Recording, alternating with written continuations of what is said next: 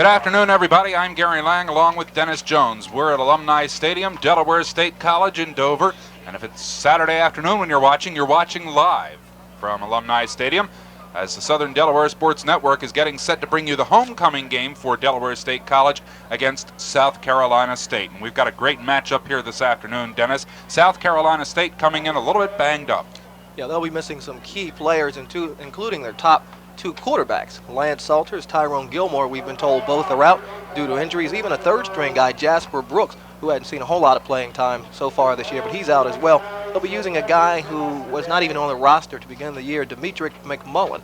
He's a true freshman, and he'll be playing in his first full ball game this afternoon, so that'll be an interesting test for that young man. But South Carolina State quite banged up, as you mentioned. Also, their fullback, William DeBose. He is their second leading rusher and top receiver coming out of the backfield.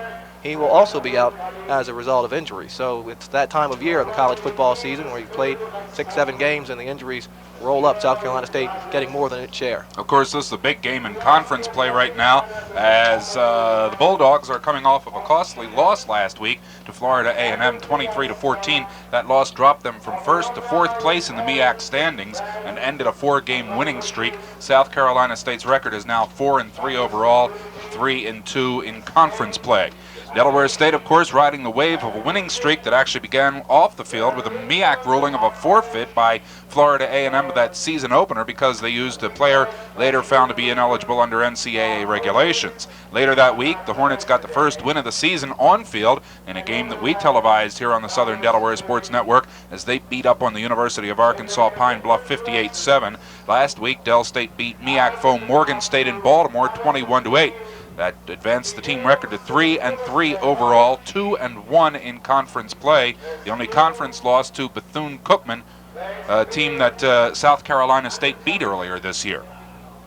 Hornets are now in a second-place tie in the MEAC with Howard University, and Florida A&M remains in first place.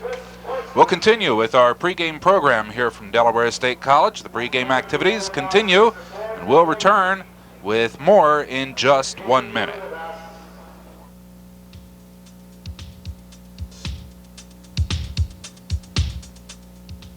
Building, remodeling, or redecorating, Angerstein's Interiors offers everything you'll need. Browse through Delaware's most complete stock of power tools featuring skill and Milwaukee. Check out the many styles and choices of the professional tools we have on display. Saw blades, grinding wheels, sandpaper, chuck keys. We have a full selection of all accessories, including replacement parts, and we can even repair your old tool for you. And best of all, our prices are unbeatable. Discover why Angerstein's is the choice of all fine builders and architects.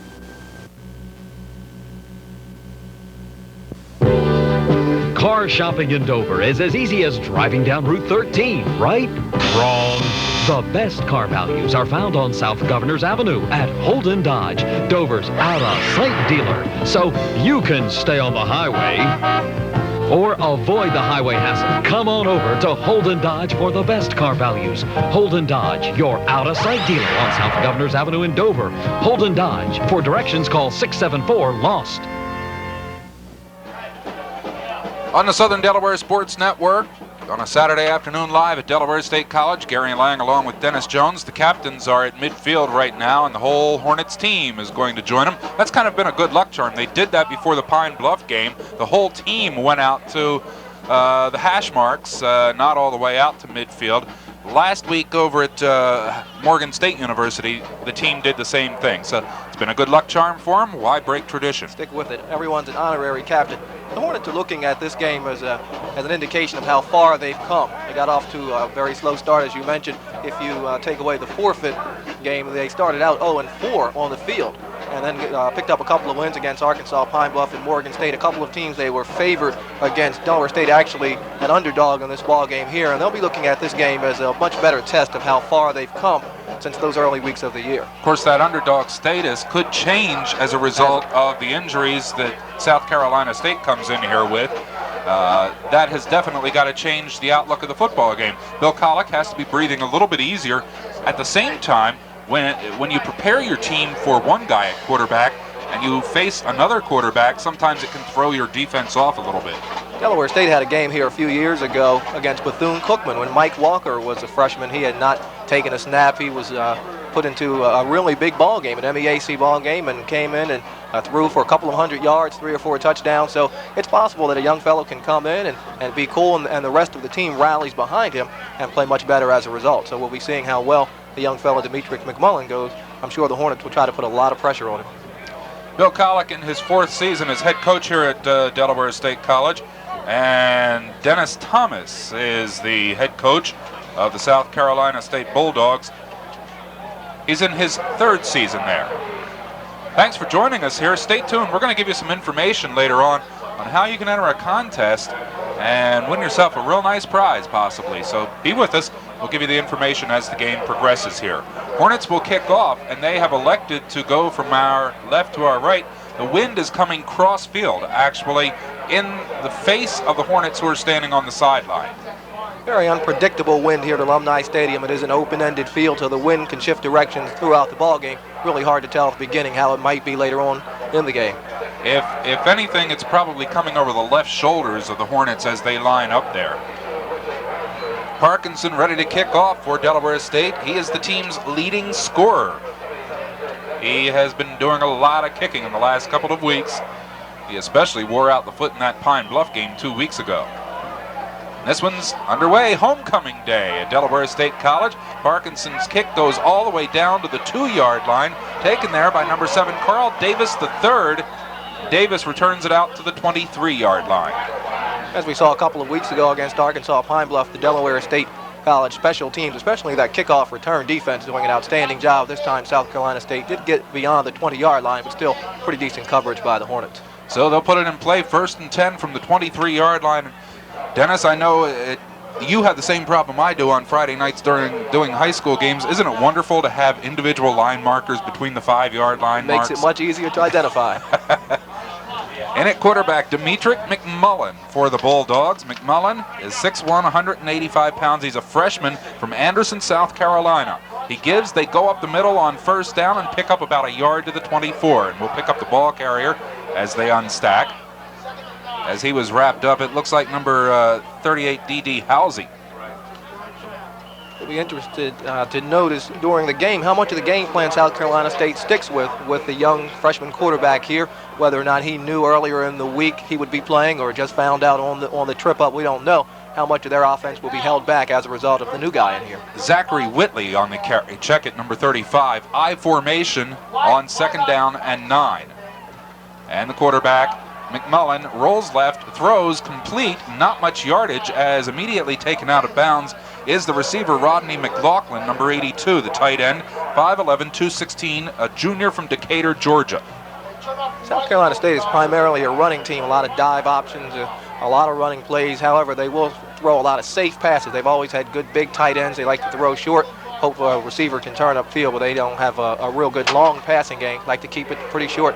We have a nice possession. We have a nice sized crowd here for homecoming at Alumni Stadium. Good football weather this afternoon. Nice fall afternoon with a slight breeze, a little chill. It's in the 50s. McMullen again running and throwing. It is complete to number 35, Whitley, and Whitley has a 1st down as they pick up 10 on the play out to the 38-yard line. Delaware State, as you might expect, pressuring the young quarterback very early, getting a blitz Marvin right here, but McMullen showing a lot of cool. You see him rolling out, rolling on the run, hitting that back coming out of the backfield. Outstanding. And a lot of pressure put on by 39 Marvin Bright out of his left outside linebacker position. Actually was lined up more on the right side on that play. Now he goes to the left side.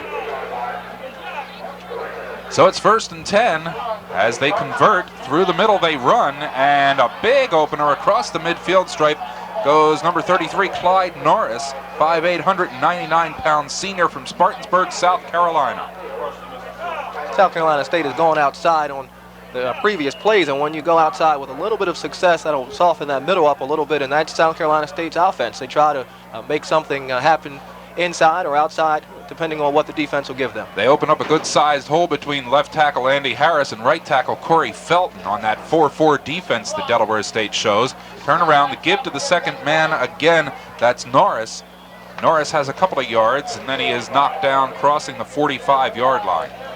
Norris is the Bulldogs' fourth leading rusher coming into the ball game. He'll get a lot more responsibility this afternoon as a result of William DuBose being out. So Norris, you'll see him carry the ball a lot more than he has. He's only carried 54 times coming into this ball game. Just underway, no score. We have 12 and a half minutes remaining in the third quarter, and it's 2nd down and 7 for the Bulldogs. Just a perfect afternoon. Got this field in great shape for this one. McMullen again on 1st down, pitches back, it's fumbled, and the Hornets are going to come up with it at the 45-yard line. A bad pitch and the fumble recovery by number 69, Malcolm Shoel, the right end. One of the problems with a team like South Carolina State, you'll see the pitch here, just a little high pitch. Young freshman, still a catchable ball though. It was a high pitch, but one that you have to get your hands on. He didn't make it, so then Delaware State recovers. Hornets Force a turnover, good field position. 1st and 10 at the Bulldogs' 45-yard line. The wind with them here in the first quarter. Quarterback is Darren Felton. He's really settled into the job as the season has gone along here. Hands off to the fullback Reggie Barnes, and Barnes is ahead for about 3.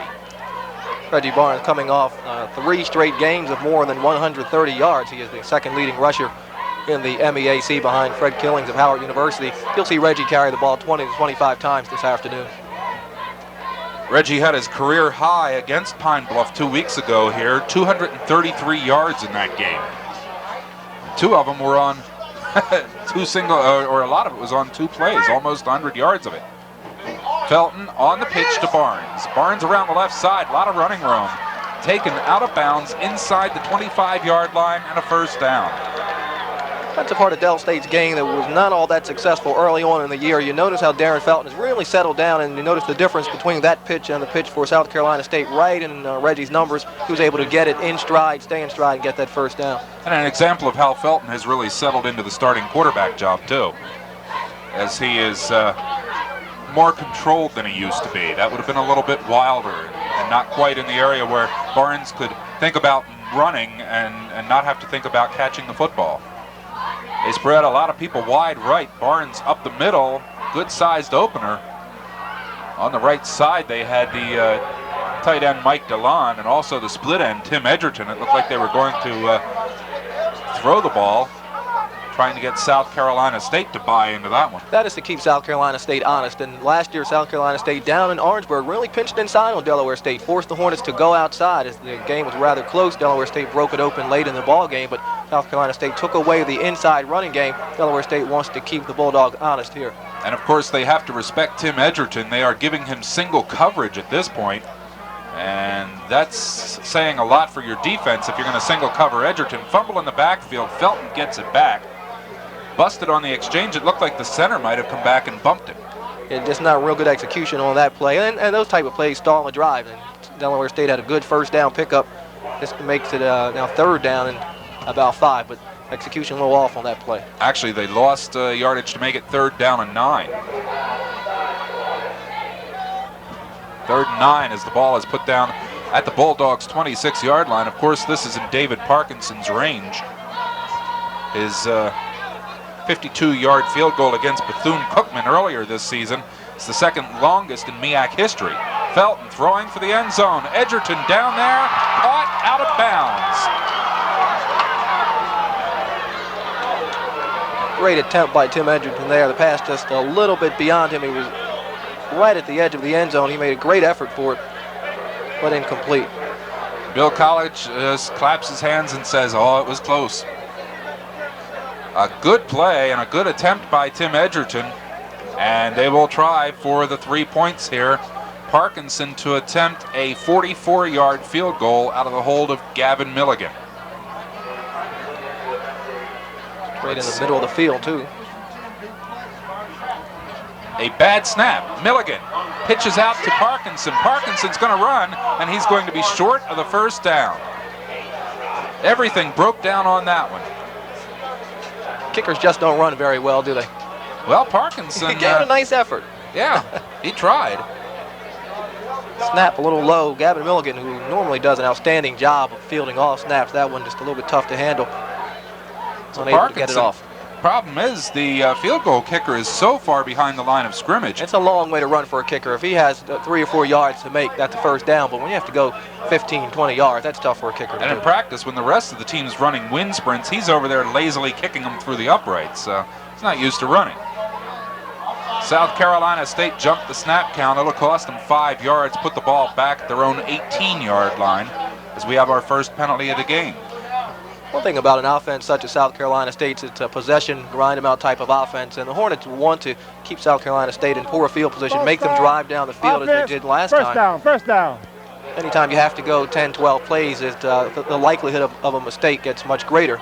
They're not a real big play team. So they step it back. 1st and 15 is the call now, as Demetric McMullen brings the team to the line of scrimmage. Not their regular starting quarterback, but he gets the job today in the I formation, rolls left to throw. Now he tucks it away, going to run with it. And about 4 red jerseys swarm over top of the quarterback. He may think twice about running. South Carolina State has enough quarterbacks hurt already. I'm sure the coach is close to heart attack time when they see the quarterback running, such as Demetric did there. You don't like to see it when you're a coach and you're down to your last one, really. Pickup of 4 brings up 2nd down and 11 after that offside penalty. Actually, illegal procedure was probably the call and not offside. 2nd and 11. Again, they show I formation.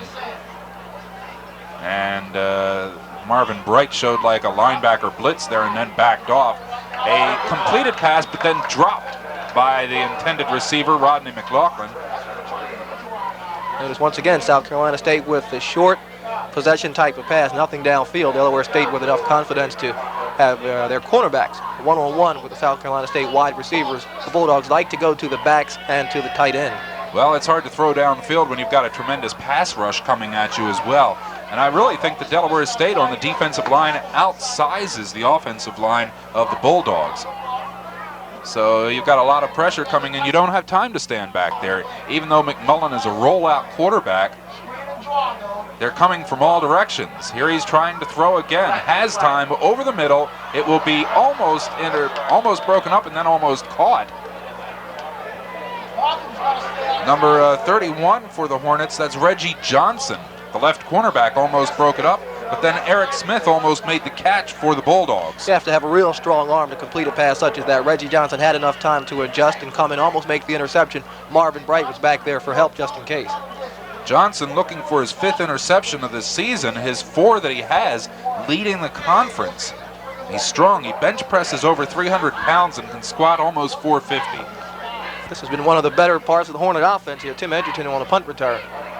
He won't get a chance here. Now they're kicking away from Edgerton, everybody in the conference. Nobody wants to kick it toward him. And a 19-yard punt, but better for South Carolina State to come up with a 19-yard punt than to let Tim Edgerton get his hands on it. Amazing. He's averaging more than 26 yards per punt return. That is a fantastic average. Usually kickoff return, man, if you can get a 26-yard average, you think that's great. But on a punt return, that is just phenomenal, leading the country. He was the 2nd leading punt returner in the nation last year. Hornets back on offense. 1st and 10 from their own 48-yard line. Felton pitches to Barnes. That one's loose. It will be recovered by the Bulldogs. Recovered by Jimmy Buchanan, a 5'11", 225-pound junior linebacker from Crystal Springs, Mississippi. Reggie just could not. It was a good pitch by Felton, and Reggie just could not get his footwork. Got stepped on there a little bit. Couldn't scramble to the ball. This is what South Carolina State needs in order to stay in this ball game. They need Delaware State to make some mistakes. Turnovers, 1 apiece now. So the punt and then the fumble have the net effect for the Bulldogs of a pretty good pass play that takes the ball down to the Hornets' 40-yard line. So they come back on offense. Demetric McMullen, the quarterback. I formation. So they're set up on the hash marks. Right through the middle they go, over right tackle, really, Clyde Norris. And Norris had a couple of yards and probably more than he should have as he was hit at the line of scrimmage, and then the tackling broke down. Stephen Rose had a good shot for Delaware State to bring the runner down. Just good, strong running to get what he did pick up. The Hornets don't look as crisp as they did 2 weeks ago against Pine Bluff. Competition a little bit stiffer even with the men out for South Carolina State, and the Hornets are looking for a tougher ball game here. And I think since they were looking for their first on-field win that week, they were a little bit pumped up. Today they come out looking just a touch flat. Norris again for about a yard or two, doing a lot of things over right tackle. South Carolina State now going back to that off-tackle running game. The last series they tried to pass the ball, go outside a little bit, and the Hornets defended that pretty well. McMullen, they want to try to ease him into this ball game here, and these type of plays will help him as we go along. The tackle over on that side is Kenny Pate, number 55. He's 6'2", 265, a sophomore from Charlotte, North Carolina. 265-pound sophomore, huh? Again, they go to Norris, and the second effort almost broke it. He was just tripped up by Marvin Bright, the linebacker, or he would have had it all. No hole. Norris just sort of slid off of the pile there. Kept those legs moving as he's supposed to do. Was a good running back. Pick up the first down and more. Was actually stopped at the line of scrimmage and still managed to pick up 10 yards despite that. To the 23-yard line of the Hornets. 1st and 10. South Carolina State knocking on the door. Hornets had an opportunity to score. Missed on a field goal attempt. This time they are not in an I formation. The option on the quarterback, and that one busted down. Tremendous defensive surge by Stephen Rose. A little bit of execution breakdown here on the part of South Carolina State. I'm not sure whether he was supposed to hand that ball off or was supposed to put it in the breadbasket and take it out, but just didn't go very smoothly there for South Carolina State. It's tough to hand off when the defensive player is right there in your face, yeah. You hand it to the wrong guy. Stephen Rose broke through everybody. Looks like he knew what the play was, huh? He's 6'3", 250 pounds. And again, we have movement on the line of scrimmage, and that was on the right side of the offensive line. Daryl Mendenhall, the tight end, seemed to beat the snap count. So our second penalty of the day, another illegal procedure call against dead ball, South Carolina encroachment, offense, second down. 2nd and 14 to be exact. It is second down, right? I think it is. Same referee we had 2 weeks ago. I think he likes that microphone there. We like it on it. 2nd and 14 is the situation. McMullen. And again, they are not in the I formation, showing a little bit different offensive set. Long count, drops back to throw, pressure, and 2 defensive players taken out by 1 blocker, Clyde Norris. The pass incomplete.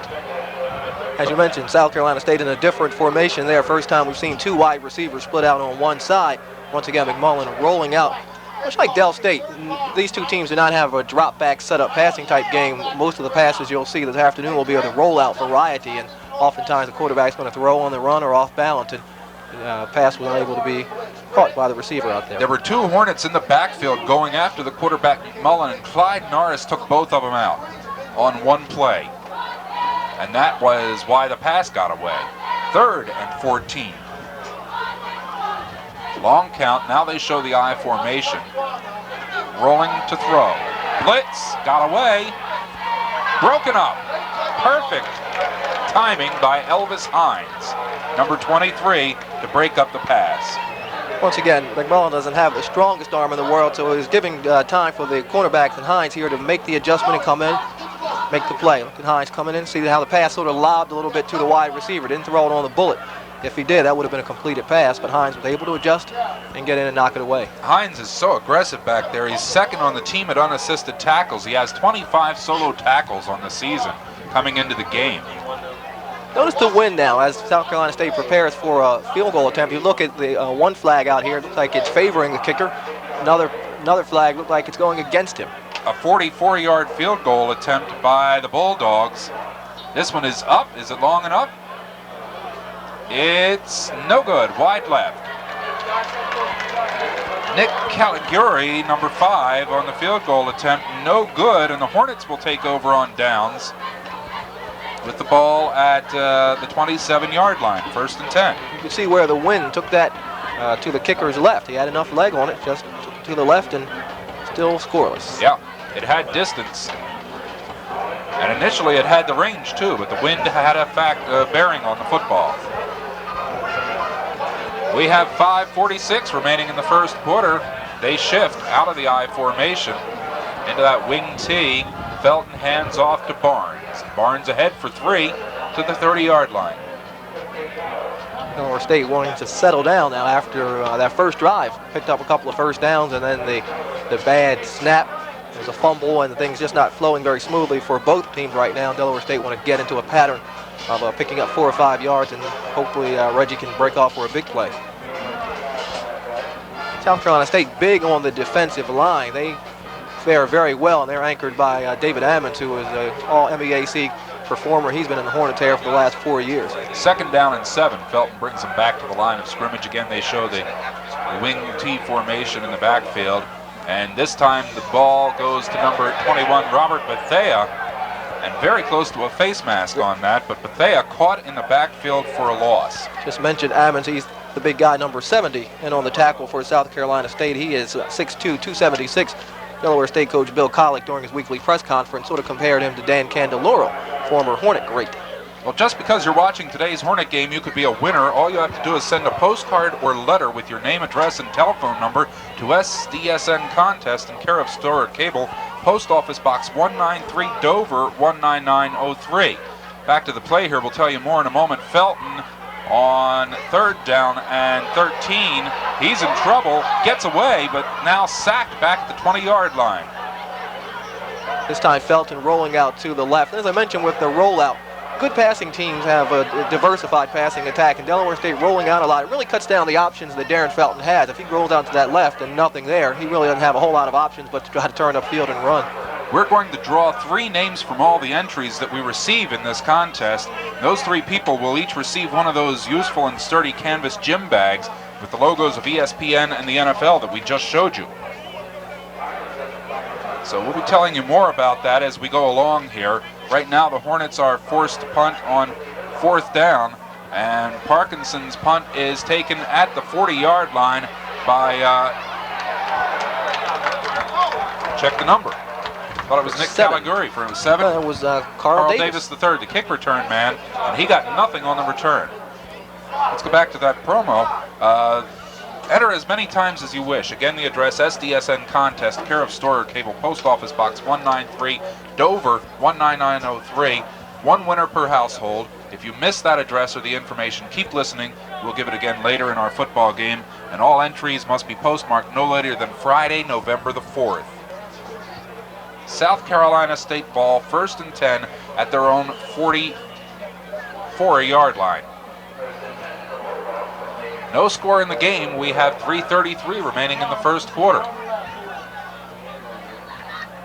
And the quarterback is Demetric McMullen. He turns around, gives to the 2nd man, Clyde Norris.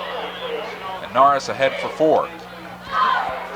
South Carolina State getting better and better field position on that exchange there. The Bulldogs, that last punt by Parkinson, put a lot of pressure on David. Got pretty close to the punt. Something we'll have to keep an eye on later on the ball game, see if they continue with that type of pressure going after the kicker. Parkinson back inside his own 15-yard line to receive the snap. It's not a bad idea to go after the punter there.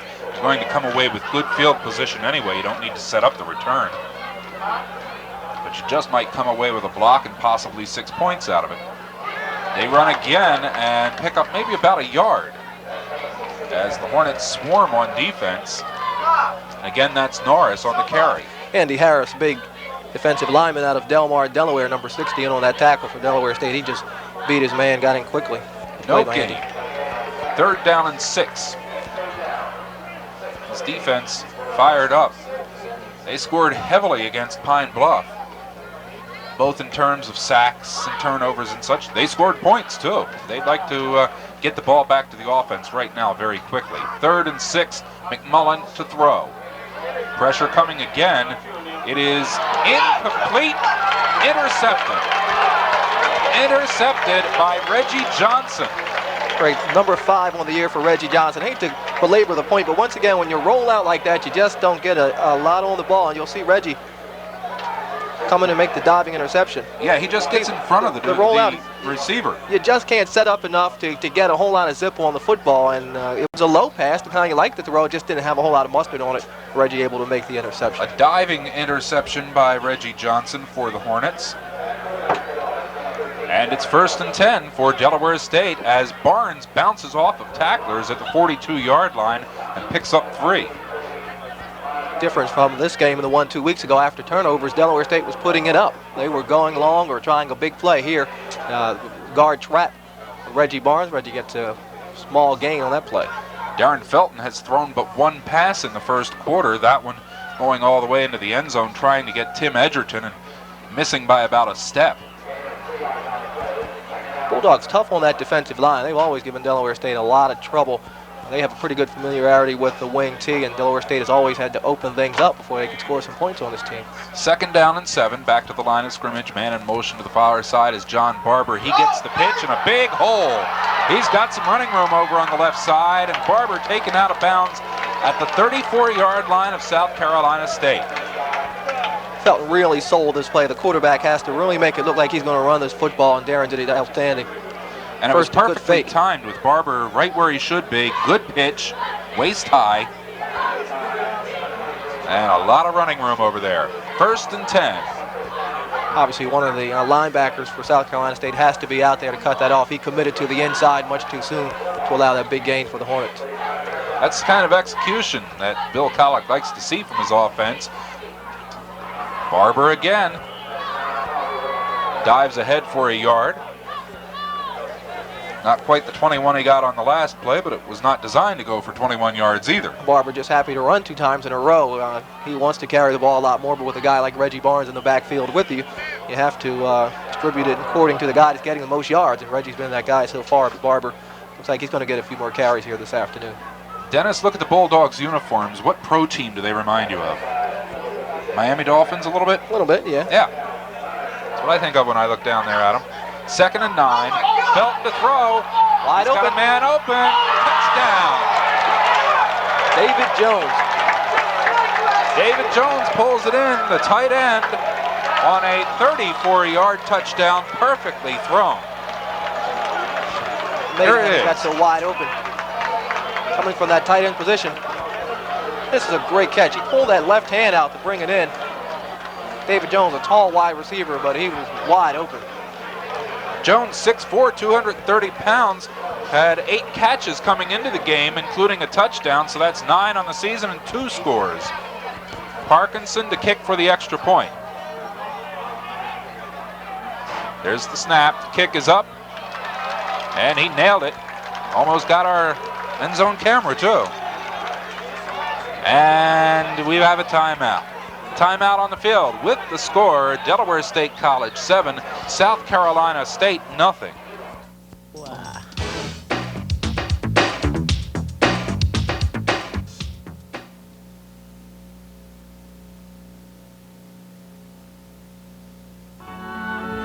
You want the job done right.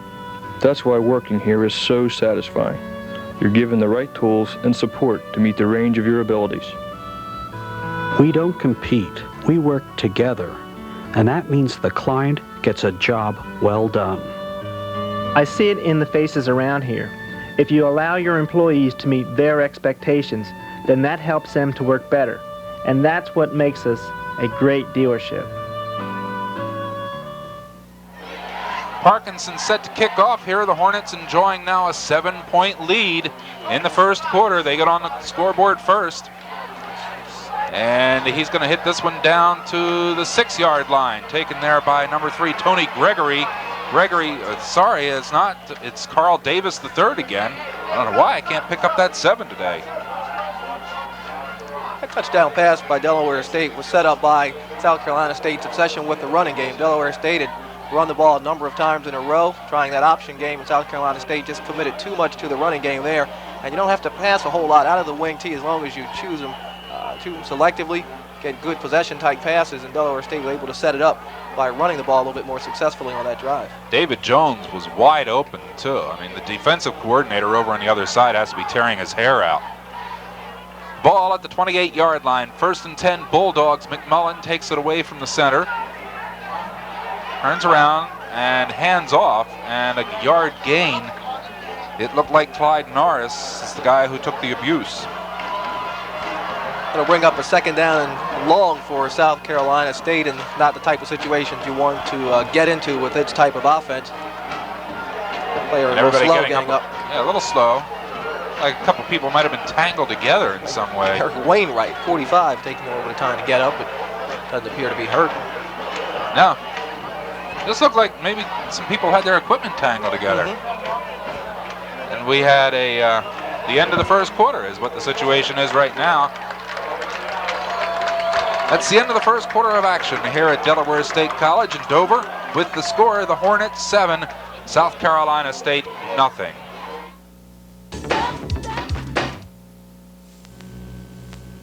When it's time to fix up your home, come to Dover Hardware. We have what you're looking for. We have the finest quality exterior paints in authentic Victorian and colonial colors. Show me the color you want and I will match it. We have a full line of canning jars and supplies, including pressure cookers. Home gardeners will find plenty of seed, fertilizer, bug sprays, and lawn and garden supplies. You'll find hundreds of hard-to-find screen door parts. Come to Dover Hardware first. We're on Lockerman Street in downtown Dover. In business, changes are just a fact of life. For example, you can type something perfectly, and then new information comes in. Okay, that's perfect, but would you change the opening? Maybe that's why secretaries prefer Xerox typewriters. They make revisions easy. In tests, 8 out of 10 people preferred a Xerox typewriter to other leading models, even an IBM. And that's it, okay? No problem. Xerox, the perfect typewriter for the way business really is. Call Gwynn Associates Incorporated, your authorized Xerox dealer, or stop in at the address on your screen. Second down right now for the Bulldogs. We get underway here in the second period. It is second down and 8. And the quarterback, McMullen, to throw. Hit in the backfield, fumbled. And the Hornets come up with it.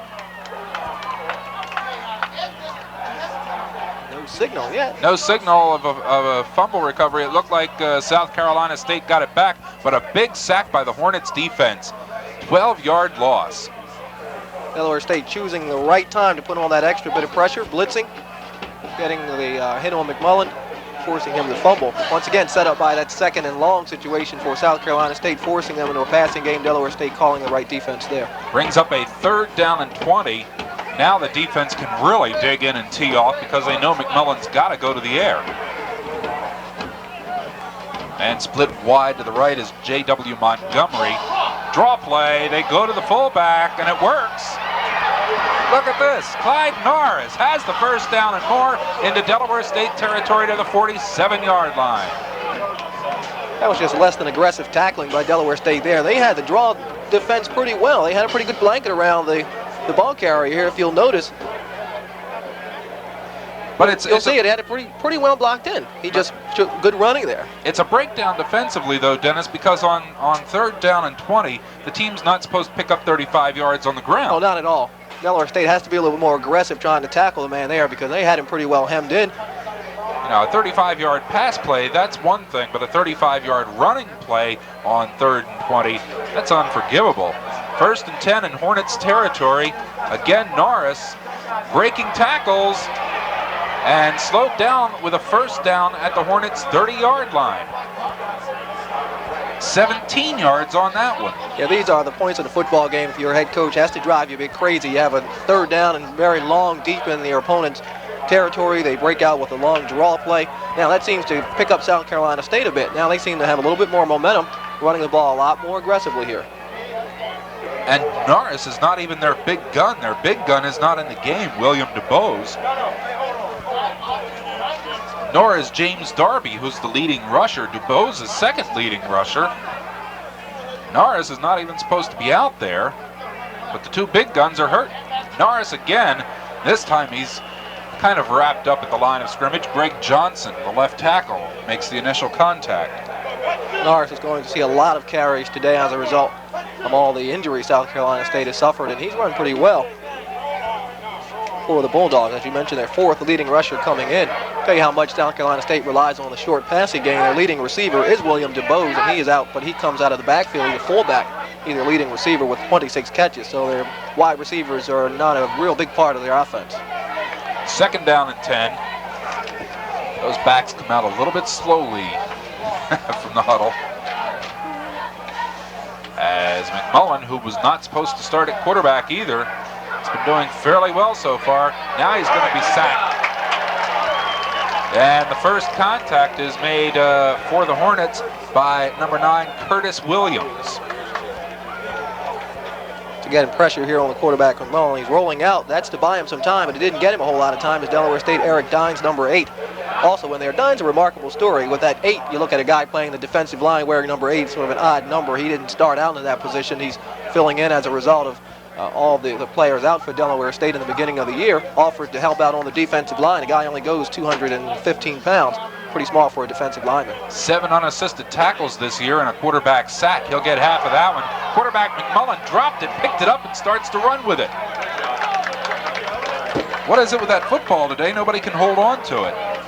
Really tough when you're a grind-em-out type of team like South Carolina State. You really can't afford the type of mistakes they're committing once they get down into Hornet territory. Miscues and even a 5-yard penalty can hurt when you don't pick up a lot of yards per play. And that drive looked pretty promising after they got out of the big hole. South Carolina State unable to do something once they get deep into Hornet territory. It will be 4th down and about 18 yards to go. We're going to see a punt by number 20, Mike Freeborn. I don't think Anderson's going to get a shot here either. He'll kick it away from him. And he'll kick it into the end zone, which is not a bad idea. A 39-yard punt for the touchback. So we have a timeout on the field right now with the score. Delaware State College 7, South Carolina State nothing.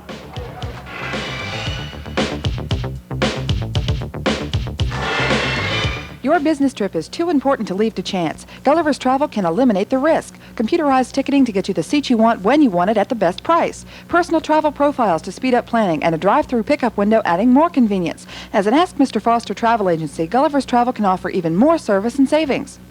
Every time you make airplane or train reservations, tell us you support Delaware State College, and we'll make a contribution in your name to the Luna I. Michoud Scholarship Fund. Second quarter action has resumed here, and John Barber just broke a 38-yard run for the Hornets. Big day so far for John Barber. Here it is on 1st and 10 from the 20-yard line. Just a basic off-tackle play. Big hole. Barber busts it to the outside, runs it all the way to the 42-yard line of South Carolina State. 1st and 10 Hornets. 38-yard pickup. Turn around, give to Reggie Barnes. He's got blocking out in front. Barnes down the left sideline, driving ahead to the 20-yard line inside the 20.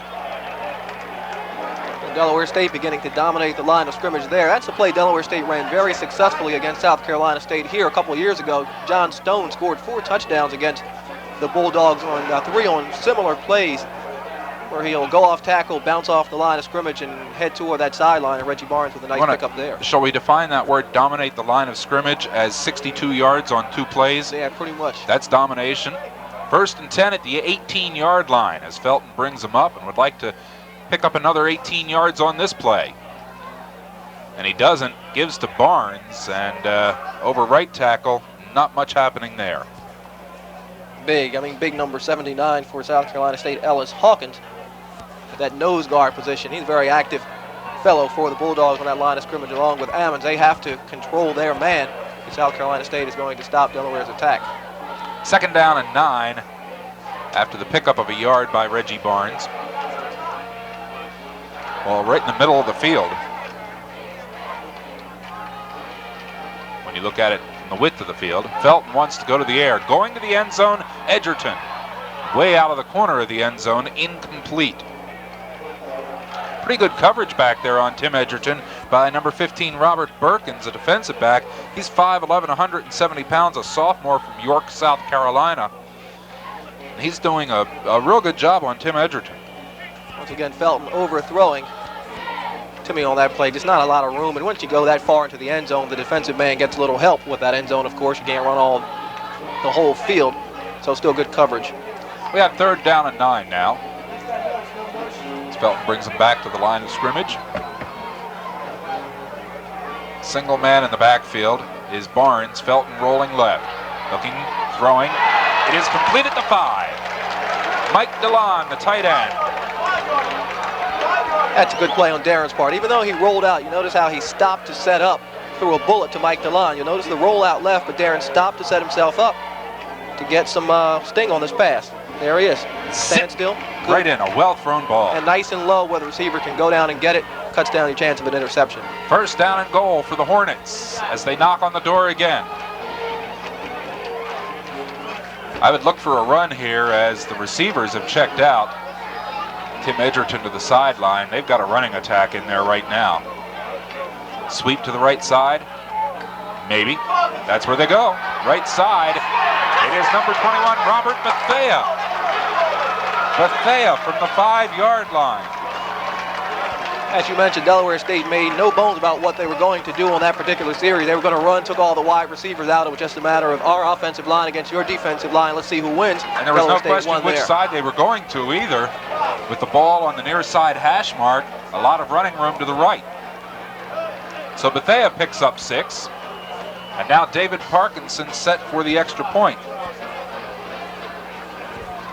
Out of the hold of Gavin Milligan. Parkinson, whoop, whistles blow.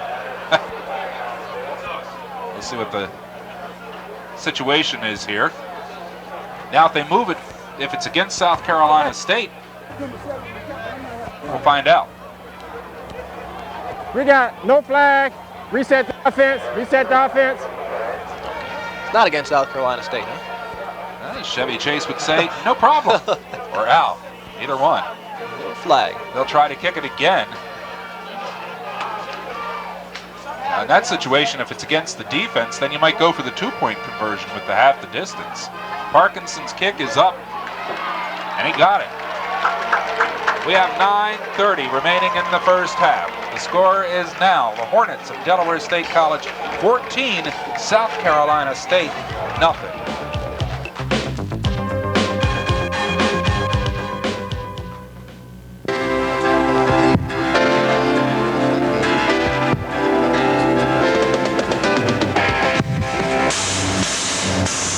Another house sold.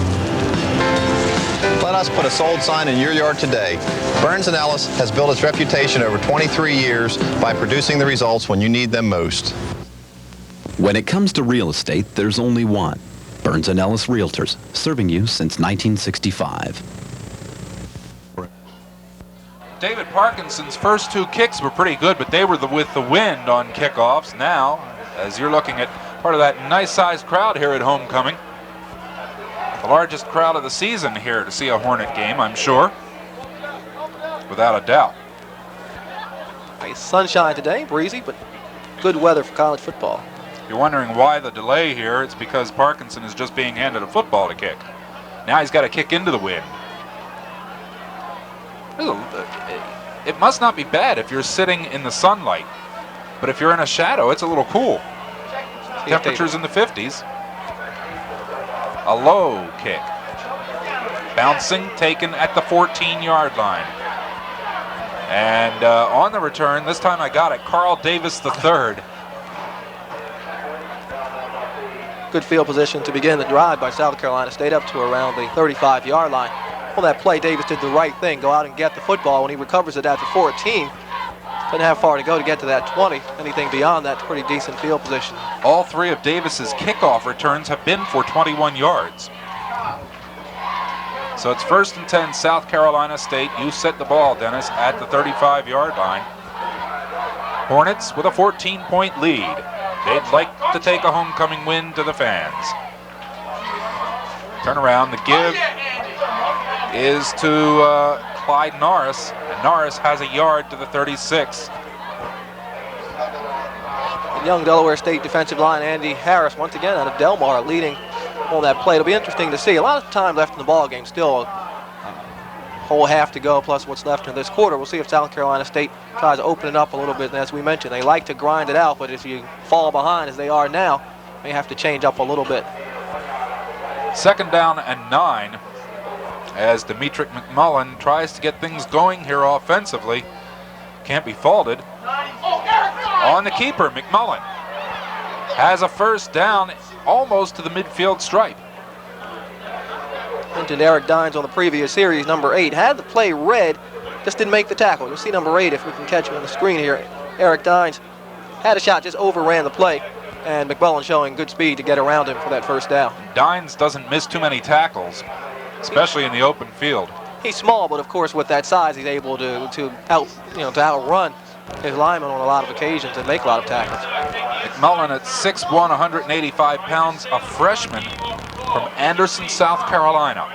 On 1st and 10, Marvin Bright blitzed out of the linebacker spot, a penalty marker down at the line of scrimmage, and no gain on the carry by Norris. Flag came from the official on the far side. Marvin was on the near side here, but Marvin was quite close to being offside, to be honest with you. And they may have called Marvin even from the other side of the field. They got him offside. Funny, the official closest to him did not make that call unless someone else was offside along with Marvin. We got offside, defense, still first down, first down. They will step off some yardage here against the Hornets. 5-yard step off makes it 1st down and 5 now for South Carolina State.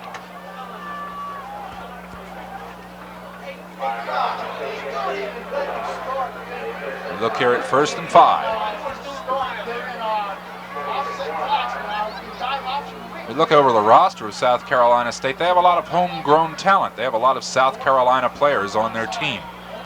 They go up the left side. This time it's Zachary Whitley, the fullback, getting his first carry. And Whitley has about 4. It'll be 2nd down and 1. Situation where a lot of teams like to be a little creative here, but South Carolina State likes to run the football. See what they do here. Whitley, a bowling ball at 5'8", 215, a junior from Faraday, Louisiana. Must be great to play college football and get to see all these different locales. Small town in Louisiana. Oh, he stopped.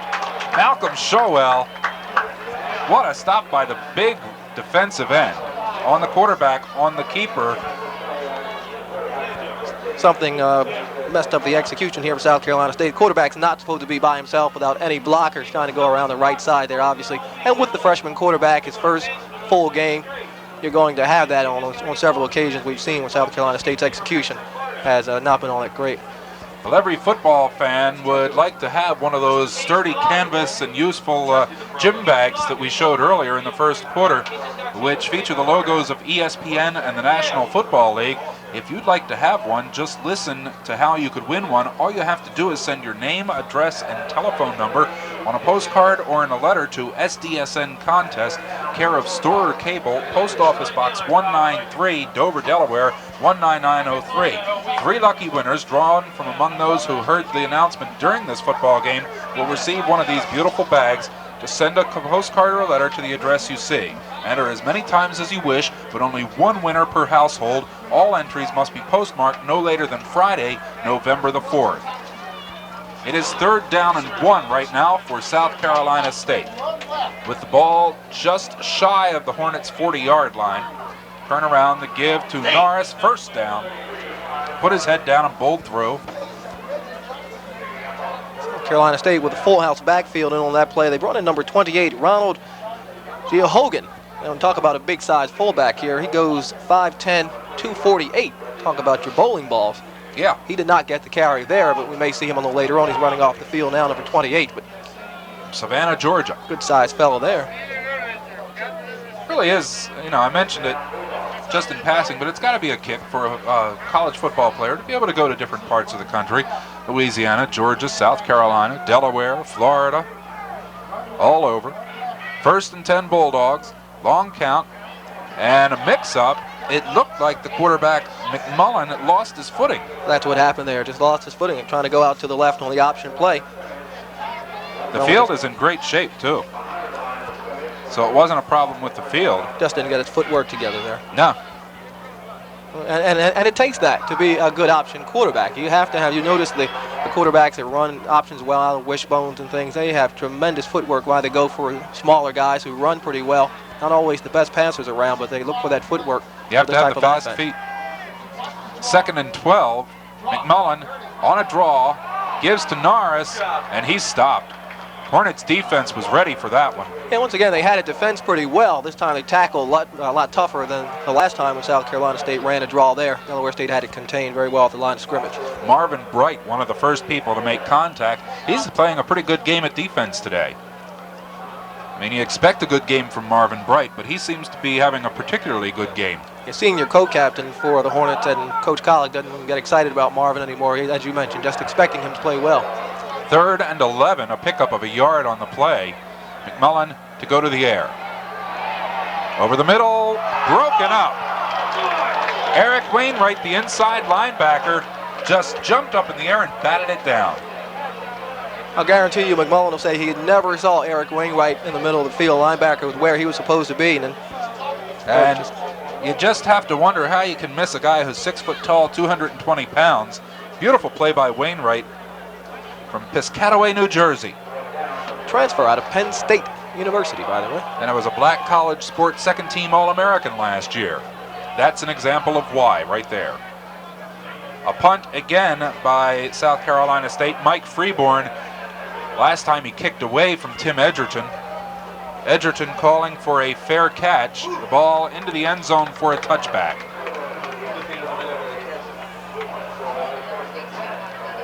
So a 40-yard punt for the touchback.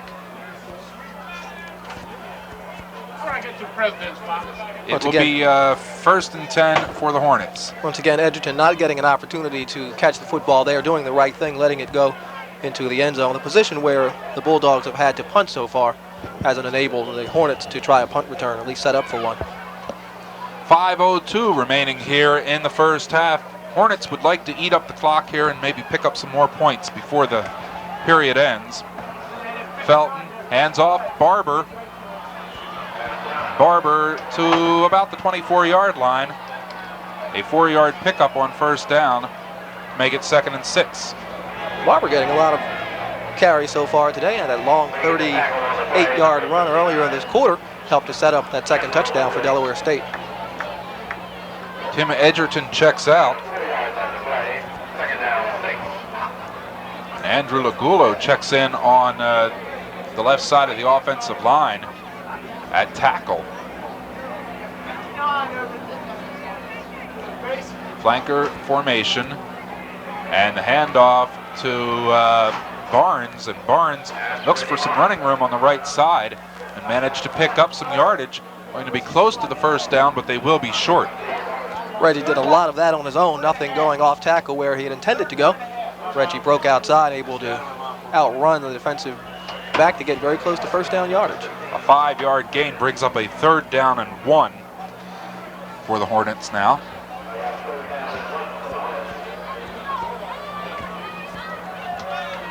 They come back to the line of scrimmage. On 3rd and 1, Felton, the man in motion to the near side, tucks it away. It's the pitch to the man in motion, Barber. A lot of running room down the sideline. It's going to be a race. Caught from behind and dragged out of bounds at the 41-yard line of South Carolina State. Once again, caught Henry Graham on the tackle. A linebacker caught Barber from behind. 3rd and short. Once again, the Bulldog linebackers committing to that inside much too soon. Felton, perfect pitch to John Barber. Another long run for John. A pickup of 30 yards on that one. John getting very close to his first 100-yard ball game of his career. He would enjoy that. He's a junior, averaging better than 3 yards a carry coming into the game. That average will pick up. Felton going to the air. Now he pulls it down and runs right up the middle. A lot of room. Cuts it inside. Felton all the way. 41 yards. Darren Felton. The quarterback, Darren Felton, 41 yards for the touchdown. Showed some running. He showed some outstanding speed here. Nobody in the middle for South Carolina State. All Hornet receivers had gone deep. That's where South Carolina State was going to follow them. And then he cuts inside of number 15, Robert Berkins.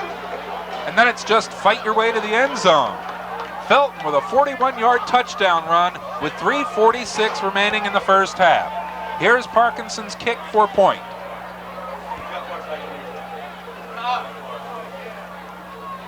It's up. He's got it. That's a good hold by Gavin Milligan there, the holder for David Parkinson. Another high snap. Milligan went up to get it and brought it down. 3:45 left in the first half. A timeout on the field. With the score now, Delaware State College 21, South Carolina State nothing. For a Sussex Trust banker, banker's hours last a little longer because we believe your concerns about your future, like retirement, investments, estate planning, or your children's education, deserve our extra attention. After all, a banker only has to go home to see how important financial planning can be. At Sussex Trust, we always remember when you're dealing with money, you're dealing with people's lives. There's more to banking than money at Sussex Trust. Member Up here. And it is taken by Carl Davis at the 18-yard line. Davis returns it to the 33. So for the first time today, he does not return the ball 21 yards. His 3 previous kickoff returns went for 21 yards. This one only 15. Here's the kickoff that just occurred. He came in on the tail end of it. See, he takes it at the 18. Swarming good coverage here. Got into the middle of it. Oh, look at those yellow jerseys. Oh, 1st and 10, 34-yard line. Bulldogs have it. McMullen. And McMullen goes to the air. It is incomplete, out of the hands of Zachary Whitley. Whitley coming from the backfield. Get outside, could not handle the pass. So you have to feel good for Darren Felton on that last touchdown run. Felton has had a tough year. Those first few games were very tough for Darren. He's been under a lot of pressure. First year starting at quarterback for Delaware State and having to work with pretty much a brand new offensive line and really growing. You can see the maturity in Darren as the weeks progress, and good to see him get that touchdown there. Darren Felton had to be one of the most exciting things that's happened to him here at Delaware State College. Quarterbacks don't usually get the big touchdown runs. Mullen again to the air, and Eric Wainwright in the area to break it up. That's great linebacker play by Wainwright. That's the man he's assigned to, that back coming out of the backfield. Wainwright getting there about the time the ball arrived. That airplane trailing a sign for a political candidate, as homecoming always brings out the politicians, doesn't it? Yeah, we saw Governor Castle here earlier, Congressman Tom Carper, Senator Bill Roth. Must be an election year, huh? Must be. 3rd and 10. The intended receiver on that last play was Zach Whitley. Eric Wainwright on a good defensive play to break it up. Hornets showing blitz on 3rd and 10. Now they pull back a little bit. And we know they're going to throw. Mullen had a lot of time into coverage. Almost intercepted. Mark Ware just coming out of his free safety spot, and that's what the free safety is supposed to do. Float around, look for the football, and go catch it. South Carolina State only sent one receiver deep there, and Mark Ware was where he was supposed to be from a free safety position. Did everything right but catch the football. Look at this. Ware just comes right into the coverage. And you see 3 Hornets around the man anyway, and that was the only receiver South Carolina State had deep. That's the time when you have to look off that primary receiver and go to someone else. 4th down and 10. Mike Freeborn gets a touchback out of this one. He's got a pretty good punt. It would have to be a 66-yarder. He may have to deal with Tim Edgerton here. And you bet Tim wants to run the football here. The Hornets set up for the return. Edgerton at the 24. There he goes to the right side, and good coverage. We have a penalty marker go down away from the play. On the nearest side here, a penalty marker. You can see Timmy just itching to get his hands on the football. He hasn't touched it all game. We also have a penalty marker down back of the line of scrimmage. So we could have 2 penalties, one before the punt and one after. Might be one against each team. Okay, let's see if we can get the call here. Here it is. First one is offside against Delaware State. Face mask against South Carolina State. All right. We got offside from the defense. We got face mask on the run back. Replay it down, replay it down. 4th down, 4th down. 4th and 10, and they'll punt it again. So Edgerton will get another chance. Yeah, he can't take a return of less than 26 yards, so he wants to get another opportunity. That's right. He'd be mad about that. Edgerton was the United Way Player of the Week this past week. Received his award at a luncheon. Tuesday here at Delaware State College from George Frick representing the United Way. And I wish I had George's propensity for verse and rhyme, huh? Doing a great job representing the United Way. Delaware State working with that agency to help out. His poem this past Tuesday was about turning things around and letting Bill Collick ask questions of the press corps. Your name and mine were worked in there too easily. Lang and Jones don't rhyme too well with a whole lot, other words. Leave it to George Frick, though. Yeah, he found a way to do it. Poetic license. Here's the punt. Edgerton may not get a chance with this one either. He has to stay away from it, and it takes a good roll down to the 21-yard line. South Carolina State came out the better on that penalty. Edgerton wisely, and that's a good play on his part. When you're doing as well as he is returning punts, you want to get your hands on as many as possible, but he has a maturity to stay away from those that could get him in trouble and let those ones roll into the end zone that are close there. So when it hits the ground 15 yards in front of you, you better leave it alone. He waits till it happens, and he's a very explosive player. He'll get his opportunities, but still showing the maturity back there not to do anything foolish. 2:54 remaining in the half here. Darren Felton, who just ran a touchdown for the Hornets, 41 yards, going to the air on 1st and 10. Swing pass out to the side, incomplete, and that was just a dump off. He was getting rid of that thing. Notice for the first time, Mike Riddick in the ball game for Delaware State, number 12, second leading rusher. He's been hampered by knee injury. Yeah, he's not 100%. And the first time we've noticed him in the ball game. We've seen Barber and Bethea. We have not seen Wendell Watson in there either. So it's 2nd down and 10 from the 24. What they ruled was that a South Carolina State player had touched it out at the 25-yard line. That's where they've got it. And then it was down at the 21. That's Bethea on the carry, and he's got about 3. Hornets right now look like they may be content just to run out the clock on the half. Getting close to the 2-minute mark here in the second quarter. South Carolina State's going to have to think about getting this ball back and trying to get a score before the half. You don't want to go in with no points. You like to take some momentum into the locker room with you. South Carolina State has called one timeout, if I can recall. They have a couple if they can get the ball back to try to work something. Well, the Hornets have their full complement as well if they'd want to use them. And depending on what happens here on this down, they may decide to use one of them. On 3rd down and 7. Felton hands off to Barnes. Barnes hit and bounces off but doesn't get away. And he's being contained about as well as a team has contained Reggie Barnes this year.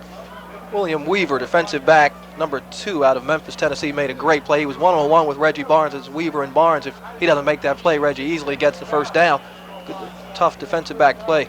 4th and a long 5, so Parkinson will punt for Delaware State with about a minute and a half remaining in the period. Good snap. Some pressure again. Oh, they went after it. And the return man, Carl Davis III, just going to back away from this one. They were not set up for punt return. They were set up for the block, and they were very close to getting it both times Parkinson has punted. South Carolina State has put a lot of pressure on him. 52-yard punt by Parkinson. And you might have heard the applause from the coaches in the box next to us. He deserves to be applauded for that one because that gets South Carolina State the ball with 1:16 left in the half and a whole lot of field to have to cover. So he does not give up good field position with that punt. At the 23 of the Bulldogs. Mullen. On the draw, the Hornets smelled that one. Boy, they got burned by the draw once, but the last 2 times, they've covered it. And they had it defended well that first time, just didn't go after the back the way they should have. The next couple of times, as you mentioned, right on top of it. A loss of 5 and a timeout called by South Carolina State. At halftime, we'll have an interview for you. As in 2 weeks from today at Delaware State College, they will be making their latest inductions into the Delaware State College Athletic Hall of Fame. We'll have some people there from the Hall of Fame talking about that and what will be going on with it. So that's coming up at halftime. We hope you will stay with us. We'll also have an opportunity to see the Hornets band at halftime today. I'm sure they've got some special things planned for homecoming. Some of the activities. Saw a high school band entertaining a crowd earlier. Didn't get where that high school band was from, but did a nice job before the game. Yeah. 58 seconds left. South Carolina State called timeout here. You would think they're going to try something to get downfield. You don't call a timeout just to run up the middle, let the clock run out. So the Hornets will be looking for some pass defense here. For our viewers watching live today on Saturday afternoon, we'll remind you tomorrow night, 8 o'clock, the NFL returns to ESPN. The Washington Redskins against the Houston Oilers. Monday night, here on this Southern Delaware Sports Network station, you'll be able to watch Caesar Rodney play K. Penlopen, the game we videotaped last night. Into the middle, Zach Whitley. Whitley for about 2 yards. And South Carolina State did run right up the middle. And we'll call, let's see, clock is stopped. Clock is stopped with 49 seconds left in the half and a timeout called by Delaware by State. The Hornets. And that's good coaching there. I'm not quite sure I understand that particular play call by South Carolina State. You call a timeout there, you would think they're going to try to open it up and get something before the half goes out. Now with that timeout, that helped the defense actually, with Delaware State stopping that play, calling timeout itself. Hornets should have a couple left. If they can stop South Carolina State here, should be able to get an opportunity to get the plays off before the half. Monday, November 7th, all of our viewers on the Southern Delaware Sports Network, both in Kent and Sussex counties, will be able to watch a nice football game. The K. Penlopen Vikings against Smyrna Eagles. Be a good game. Hope you'll be with us for that one. And we'll be back here 2 weeks from today, November 12th. The Southern Delaware Sports Network returns to Alumni Stadium to bring our Kent County viewers live coverage of the Hornets game against Division I AA number 3 ranked Western Illinois. That game will also be seen on a tape-delayed basis in Sussex County on Tuesday, November 15th. So be watching this station for the game. First ever meeting between those two schools. Western Illinois, as you mentioned, highly ranked in Division I AA. They have a quarterback, a fellow by the name of Paul Singer, who is among the nation's leaders in Division I AA passing, and expect to see the ball thrown a lot in a couple of weeks here. Should have a good-sized crowd for that one as a top 5 ranked team comes in to take on the Hornets. Probably the highest ranked team ever to play here at Delaware State. And Mullen on third down, throwing. It is complete. A nice catch made. J.W. Montgomery, 5'8", 170-pound junior from New Zion, South Carolina, the wide receiver, on a pretty good pattern and a pickup of 15 yards. Well thrown ball by McMullen there. No doubt his best throw of the afternoon. Reggie Johnson in single coverage for Delaware State. Really doesn't hurt the Hornets a great deal. It will keep the clock moving, but Delaware State content to give up that type of pass. The clock don't want to give up anything long. Excuse me. The clock stopped momentarily to reset the down markers on the sideline. Now they moved. The clock is rolling again with 25 seconds showing in the half. Mullen to throw, rolling to his right. A lot of pressure, took a hit, and it is incomplete. Trying again for the same receiver on the other side of the field, J.W. Montgomery. Hornets packing a lot of the defenders in that 15 to 20 yard radius, not showing any respect for a long passing game on the part of South Carolina State. And the Hornets are giving that small game up and still coming out okay. That front four of Malcolm Shoel, Corey Felton, Andy Harris, and Stephen Rose really teed off that time, and all 4 of them were in the area of the quarterback. They're really gelling as a unit. First time they played together against Florida A&M a few weeks ago, they were really mishandled by the South Florida A&M offensive line. They've really come together as a unit, though. Del State on offense and defense, their lines are not what they were supposed to be, but ineligibility situations caused the changes, and they've started to put it together. Mullen just dropped to his knee and took the down the ball, and it looks like they're just going to run out the clock. And that's exactly what they're doing. They decided to run out the clock. Kind of a strange thing and a strange way to end the first half. Yeah, quite a questionable series on the part of the South Carolina State coaching staff there. Not quite sure what they wanted to do to end that half. All right, that is the end of the first half. First half draws to a close, and our score is Delaware State College 21, South Carolina State nothing. We'll be back with our halftime program in 1 minute. I've always considered myself a bright person. I shop around when I buy and always try to get the best deal. That's why I was surprised when I found out I've been paying more for soft drinks than I should. Yesterday, I went to that place that has square burgers and paid 79 cents for a 20-ounce fountain soda. Today, I had a McSoda and paid 75 cents for 20 ounces. And that place that flame broils charges 79 cents for just 20 ounces. So where's the best deal? Marstellers. That's right. My local Marstellers Dairy Market gives me 32 ounces for 79 cents.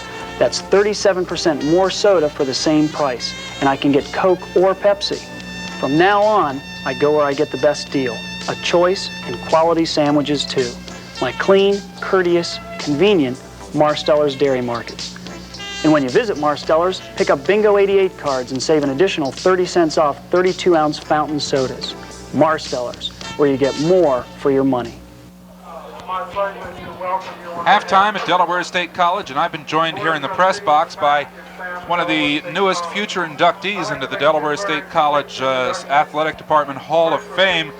Just 2 weeks from tonight, he will be inducted along with a group of other athletes and former athletes from Delaware State College. I've been joined by Major T. Hairston Jr., class of 1963 here at Del State. That's correct.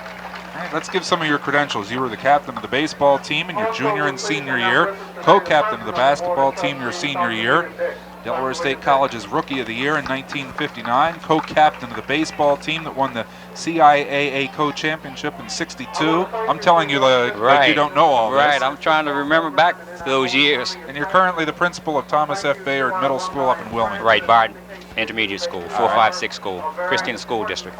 Congratulations, first of all, on your election to the Delaware State College Sports Hall of Fame. Your feelings about it? Well, as any time you receive an honor such as this, you have to feel a degree of, it's just an honor. Certainly you're proud that you were selected by selection committee to be inducted into the Hall of Fame. But as anytime you achieve something at this level, you didn't do it as an individual. Even though you may be inducted as an individual, there are a lot of people that were responsible for me getting to this level. Just thinking back through the years, you have to think in terms of the teams you played on, your teammates, your coaches, your parents. All of those people had a hand in helping me to where I am now as far as being inducted into Delaware State College Hall of Fame. Over the last 25 years, many changes here on the campus? Tremendous changes. In fact, when I was outside talking to some of the politicians, I used to play basketball against Governor Castle. He's one of my friends, and I was reminding him, I was asking him, Governor, when are we going to get the other side constructed over on the other end of the football field? And he gave me some comments that hopefully in the near future we'll be doing this. But yeah, I can see a lot of changes, a lot of buildings, the facilities, the football teams. The kids are bigger, they're stronger. It's a lot better than when we were playing sports here at Delaware State College. And of course, all the programs have grown, and so much for the better.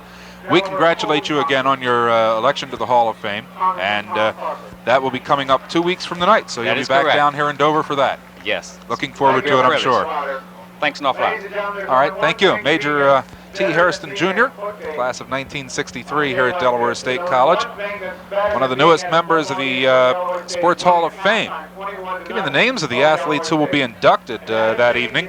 Besides Major Hairston, Ernest Anderson, George Bratcher, Larry Gunnell, Ronald Horton, Theodore Johnson, John Land, A. Morgan Little, Norman Moore, Douglas Randolph, Tyrone Seymour, Jacob Wood, John Barber, Anthony Dupree, William Godfrey, Irvin Heath Esquire, Rayford Johnson, Hewitt Joyner, Alfonso Lawson, Wilbert Miller, Kenneth Pearson, Albert Rue, Jimmy Strong, Gordon Wright. Coaches, Frederick Franklin and Dr. Ulysses Washington Jr.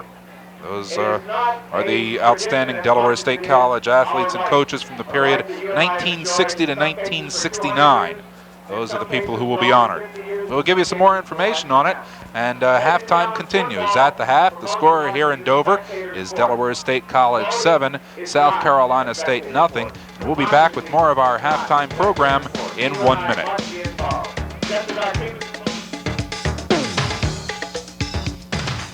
If you're building, remodeling, or redecorating, Angerstein's Interiors offers everything you'll need.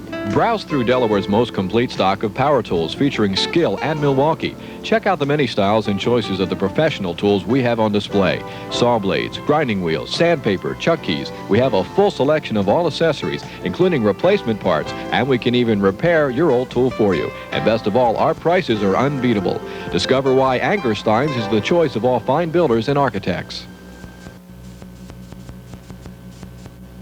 Decision Guide. Which do I buy, Mercury Tracer or Nissan Sentra? Which features are standard equipment on Nissan Sentra or Mercury Tracer? The obvious choice, Mercury Tracer, only $89.99 for a limited time. That's right, the 1988 Mercury Tracer with more standard features than the Nissan Sentra and priced right now for only $89.99. Only at Schaefer Lincoln Mercury in Dover. When you're ready for the best car you've ever owned, Schaefer Lincoln Mercury.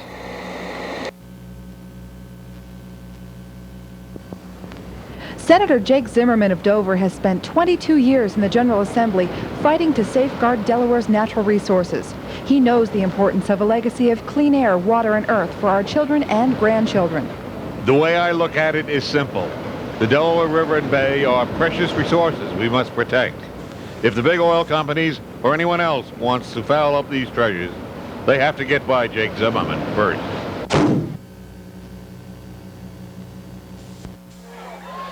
Back at halftime, Gary Lang along with Dennis Jones at Delaware State College Alumni Stadium, and we've been joined in the press box now by James H. Williams. He is the chairman of the Hall of Fame Banquet Committee. And Mr. Williams, thanks for joining us. Tell us about the Hall of Fame, how it started. The first Hall of Fame went back from the years of beginning of athletics at Delaware State and covered through the 1949. The last induction was in 1986, at which those athletes who participated during the years of 1950 to 1959 was inducted, and there was no induction ceremonies last year. This year we are inducting those athletes who were outstanding during the 1960s, from 1960 to 1969. Those athletes have been selected, and we're hoping that we'll have the induction ceremonies as a gala affair on the 12th of November. And of course, from all different sports they're being inducted. All not just sports. Football. Not just football, no, all sports. Track, field, cross country, basketball, and football were the sports that were included during the 1960s. A great way, of course, for the people to come back and be remembered at the school. And for some, maybe the first chance to come back since their graduation. Most of the men who are going to be inducted one time or other in the last 5 years have been back for some of the sporting events, either the basketball games or the football games. I think that the former athletes here at Delaware State College tend to keep some close ties to the school. I think so, that many of them are still in this area, and of course they come to the various games. Fact of the matter, I think that maybe 10 to 12 of those who are going to be inducted are here today. That's great. We'll remind folks that the banquet and induction ceremony is 2 weeks from today, Saturday, November the 12th at 7:30 p.m. It will be held in the Martin Luther King Student Center. Tickets are $20 per person, and it is a formal occasion. All right, and tickets are still available? Still available in the alumni office. That is in the Thomason building here on the campus of Delaware State College. If you will need any more information, you may call 736-5178.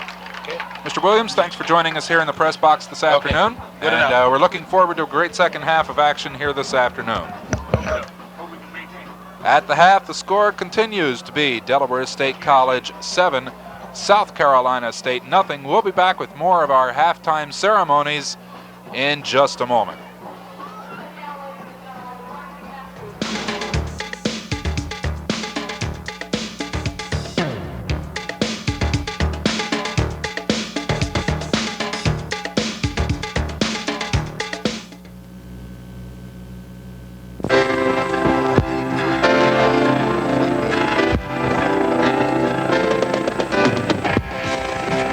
You work with our office, you'll appreciate how Burns & Ellis Realtors has built and maintained its reputation over the past 23 years for confidential, straightforward, and personal service. When it comes to real estate, there's only one.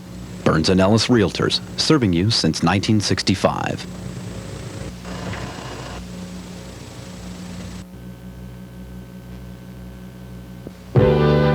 Car shopping in Dover is as easy as driving down Route 13, right? Wrong. The best car values are found on South Governors Avenue at Holden Dodge, Dover's out-of-sight dealer, so you can stay on the highway or avoid the highway hassle. Come on over to Holden Dodge for the best car values. Holden Dodge, your out-of-sight dealer on South Governors Avenue in Dover. Holden Dodge. For directions, call 674-LOST. When it's time to fix up your home, come to Dover Hardware. We have what you're looking for. We have the finest quality exterior paints in authentic Victorian and colonial colors. Show me the color you want and I will match it. We have a full line of canning jars and supplies, including pressure cookers. Home gardeners will find plenty of seed, fertilizer, bug sprays, and lawn and garden supplies. You'll find hundreds of hard-to-find screen door parts. Come to Dover Hardware first. We're on Lockerman Street in downtown Dover. Halftime continues at Delaware State College, and we want to take a moment here at halftime to remind you to send a postcard or a letter with your name, address, and telephone number to SDSN Contest, care of Storer Cable, Post Office Box 193, Dover, Delaware 19903.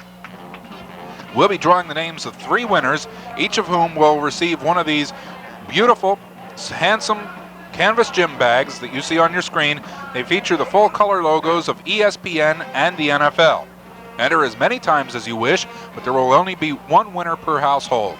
All entries must be postmarked no later than Friday, November 4th.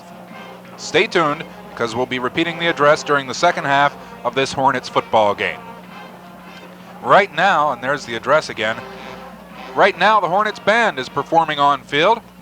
They've been working hard coming up for this week. Let's listen and watch.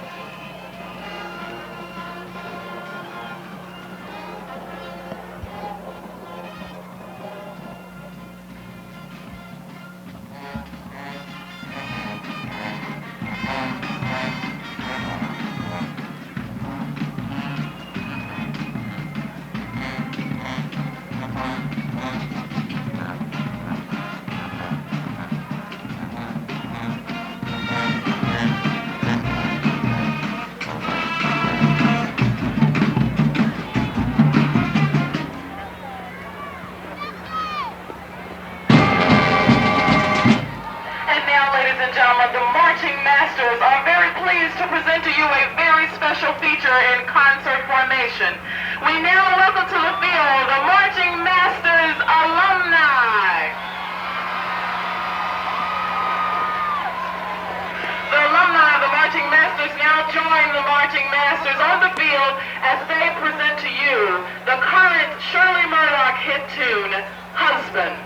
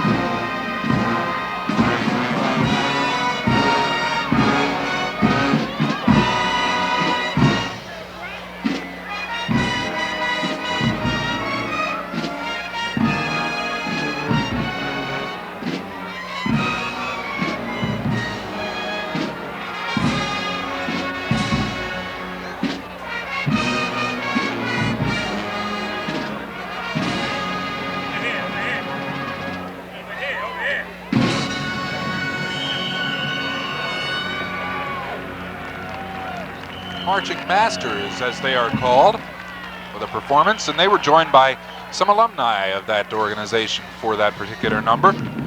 Dennis, we've got the statistics here for the first half. The leading rushers for each team are tied with 94 yards. The leading rusher, of course, for South Carolina State is Clyde Norris with 94 yards on 15 attempts. His longest is a 35-yarder. Take a quick guess who the leading rusher is for Del State today, though. John Barber, quite surprised. John Barber, 94 yards on 5 carries. His longest, a 38-yarder. Darren Felton. And now, ladies and gentlemen, the marching masters. Not sure about his numbers. I would question what they have down for him, because he had that touchdown run. Of course, he's also had some yardage loss, too. Okay. Felton has completed 2 of 5 for 45 yards and 1 touchdown. He's been sacked once. The leading receiver for the Hornets is Jones, David Jones, a 33-yard touchdown reception. And Mike Parkinson is right up there in his usual punting area, 2 kicks. Norris, the leading rusher for South Carolina State. McMullen, 3 of 12 for 27 yards, 1 interception, and he's been sacked twice. Good half of running the football for Delaware State, 186 net yards running, and that's pretty good. You double that, you're close to a 400-yard afternoon, but tell you how well Delaware State is running. Felton has had to throw just 5 times, 2 of 5 for that 45 yards, as you mentioned. 1 touchdown pass to David Jones, and Darren has been sacked once. Big factor, the Hornets' defense has held South Carolina State to 98 yards rushing, 27 yards in passing. So that's kept their attack down to 125 total yards in the first half. They've given up 98 rushing, or 35 on that 1 draw play that Norris had on that 3rd and long situation for South Carolina State. So the Hornet defense has done pretty well, save for a couple plays here and there. Both teams have 8 first downs in the first half. The Hornets really have been dominant here in the first half this afternoon. And the Hornets fans have had a lot to cheer about, some big plays, not the least of which was that big touchdown run by the quarterback Darren Felton. That had to be pretty much of a surprise for Felton, too. Had a lot of open field. The Delaware State receivers were going on fly patterns, and all South Carolina State defenders were, they had their backs turned to the quarterback. So Darren had about 20, 25 yards to run before anyone even noticed that he had left the pocket, put on some good moves and get into the end zone. But the difference has been that big plays for Delaware State. South Carolina State has had to try to grind it out all afternoon. They did have the one long running play by Norris, but for the most part, it's been trying to get 3 or 4 yards a pop for South Carolina State. Delaware State has broken some big plays. John Barber has a couple big plays as well as Felton, and we had the long passing play to David Jones. You watch in the Southwest Conference, you expect to see quarterbacks break the big running plays because they're just running backs who handle the football. But in this type of an offense, you don't expect to see a 41-yarder from the quarterback. Darren hasn't had many opportunities to do that. He's ran 41 yards on 1 play this year, but it was usually sideline to sideline. He's been running from defensive linemen. Running for his life. During different parts of the year, but Darren with an opportunity, getting a little better protection, only sacked 1 time, as we mentioned, and evidence that the offensive line is beginning to come together, and he's showing some maturity, dropping the ball off. You saw him dump it out of bounds on 1 play where there was just nothing going for Delaware State. He just threw it away, so Darren Felton really showing that he's getting better as the year goes on.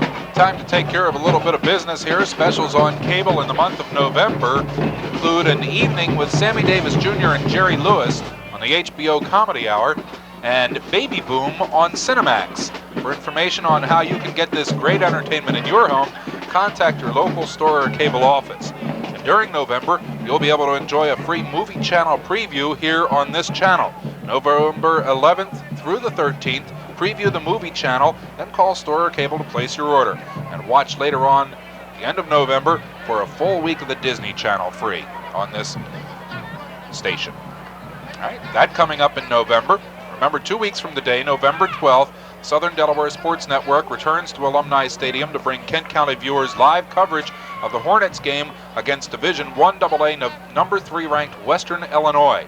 That game will be seen on a tape-delayed basis in Sussex County 2 weeks from tonight. If you're watching in Sussex County, Tuesday, November 15th, just be watching this station for the game. Both Kent and Sussex County viewers, next Monday night, or I should say Monday, November 7th, you will get to see high school football Henlopen Conference action. Cape Henlopen against Smyrna. By the way, that Western Illinois team you mentioned has already qualified for the Division I AA playoffs as a result of winning their conference, the Gateway Conference out in the Midwest. So they've already wrapped up a spot in postseason. They'll be coming in here in a couple of weeks. We're getting ready for second half action to begin. Halftime activities are finishing up here at Delaware State College. Stay with us. Second half kickoff coming up in just a moment.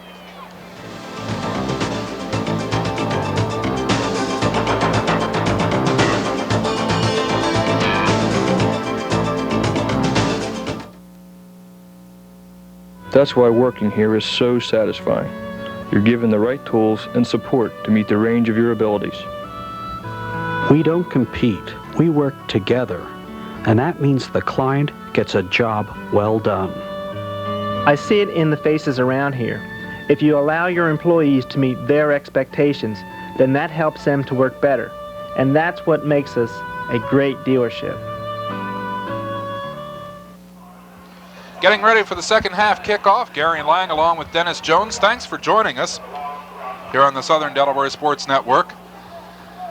We do like to do these Hornet games, especially when they have the kind of first halves they've had today and 2 weeks ago. Been pretty successful. Well, we're here at the halftime. I want to thank Maxine Lewis and Sports Information staff for putting together the statistic for us and some food, and we get some sandwiches and something to drink. So I'd like to thank Miss Maxine Lewis and Sports Information for taking care of us up here in the press box. They do help us out a whole lot. Everybody here at Delaware State College, from Dr. DeLauder on down to Athletic Director John Martin and SID Maxine Lewis, Head Coach Bill Collick, everybody has been most helpful of our efforts to bring you these telecasts. One thing about college football broadcasting, you always get something to eat. As you said, the fields are numbered. Mm-hmm. You can't have it much better than this, huh? Well, yeah, there is a level that we're having fun here. Getting ready for the kickoff, William Wright, number 45, to kick off for the Bulldogs. So the Hornets will get the first offensive series of the second half, and Wrighton's kickoff goes out of bounds at the 4-yard line. That is an illegal procedure penalty. We have some extracurricular activity going on down close to the 30-yard line. A couple of guys butting heads looking like rams. Notice Reggie Barnes back to receive, one of the deep men for Delaware State there. It's been a while since we've seen Reggie in that position. Normally Mike Riddick is back there, but as we mentioned, Riddick not 100%. He's been involved in one series so far, hasn't carried the ball or caught a pass, so Reggie Barnes back where Riddick would normally be. And maybe the other line of thinking on it is, if they're going to kick away from Edgerton all the time, let's make them pay for it. That's right. Edgerton, normally not a kickoff return man, but this is his first week back on kickoff return, normally doing all the punt returning. So they'll re-kick the ball back at the 30-yard line. Earlier in the game, South Carolina State had to re-punt because of a penalty. They came out the better for it. Let's see what the Hornets are able to do with this one. William Wright, not your basic foreign soccer style kicker here, huh? Nope, he's just head on and boot it. Been a while since I've seen a guy do that. Edgerton at the 16. They set up the wedge, and he cuts it to the outside. Look out. He turns it up the field. Ran into his own player, and that's what the problem was. He ran into Michael Murray, who was trying to block for him. That's his problem. You're right. He's not used to having that many blockers on the punt return. Watch the replay here. On a punt return, he usually goes right past that first wall of defenders. Not used to having a whole lot of like jerseys in front of him. Watch here. Turn on the speed, ran into Mike Murray. That's right. A 40-yard punt return by Edgerton to set the Hornets up with a 1st and 10 at the 48-yard line of the Bulldogs. Second half action just underway. In motion to the near side comes Barber. The give up the middle is to the fullback Reggie Barnes. Barnes has a yard and then he's stacked up. Great position to begin the third quarter for Delaware State, already ahead by 3 touchdowns. In position to strike again, close to field goal range already for David Parkinson, a first down or 2.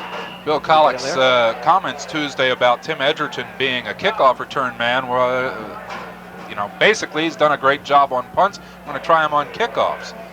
And I guess Tim's attitude is, see, Coach, you should have tried it before. Got a 40-yarder on his first time out. Riddick in the game as a back. That's Barber on the screenplay, and there was no blocking set up, and he paid the price.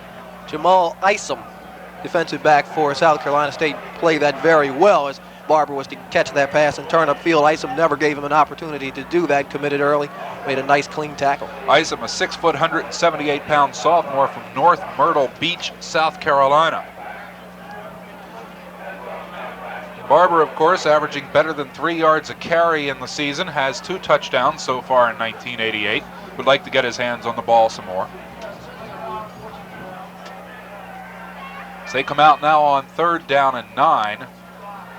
And Felton wants to throw. He's in trouble back there, and he's sacked way back. A loss of about 13 yards. South Carolina State blitzing on the play. Henry Graham, linebacker number 56. You see him blitzing from the middle linebacker position. He's the one that gave Felton trouble initially, forced him to change his route. Then he was brought down by Carlton Jenks, but they got blitzed by South Carolina State. Good call on the defense there, forcing Felton out of that pocket.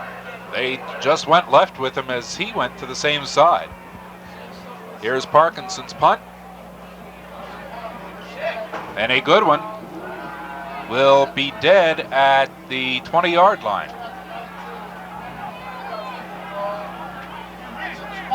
And a little bit of an altercation between 2 players, and that gets calmed down. As we're seeing some extracurricular stuff here early in the second half away from the ball. It's where a blocker and a defensive player tangle up with each other and start banging heads. I would imagine Coach Thomas, South Carolina State, told his players you got to be a little bit more aggressive. We seem a little passive out here in the first half, and I don't know if he means for all this extracurricular stuff, but it seems like they're a little more fired up coming out here in the third quarter. Well, until the officials drop a flag and it costs them some yardage, he'll be happy with the aggressive stuff. Up the middle they go on 1st down, and that is Clyde Norris, the leading rusher in the first half for South Carolina State. And Norris has a yard. It'll be 2nd and 9. Andy Harris once again on the play for Delaware State, really having an outstanding ball game, making the leg tackle on that particular play. And Andy, only a sophomore, but the sort of the old man on the defensive line for Delaware State, only returning starter from last year's unit, and he's been pretty steady all year. It's got to be frightening to other teams in MEAC to look at what Delaware State is turning into here and realizing, you know, a great number of these guys are going to be back as starters next year. Here's Mullen again on a keeper. Malcolm Showell, number 69, just wrapped him up. There's another guy that's come a long way from week 1. Malcolm Showell read that very well. McMullen on the option there with the ability to either keep it or pitch it out. And Showell took the options away from him, didn't give him an opportunity to pitch out. Showell wrapped him up for a short gain. Showell is a sophomore.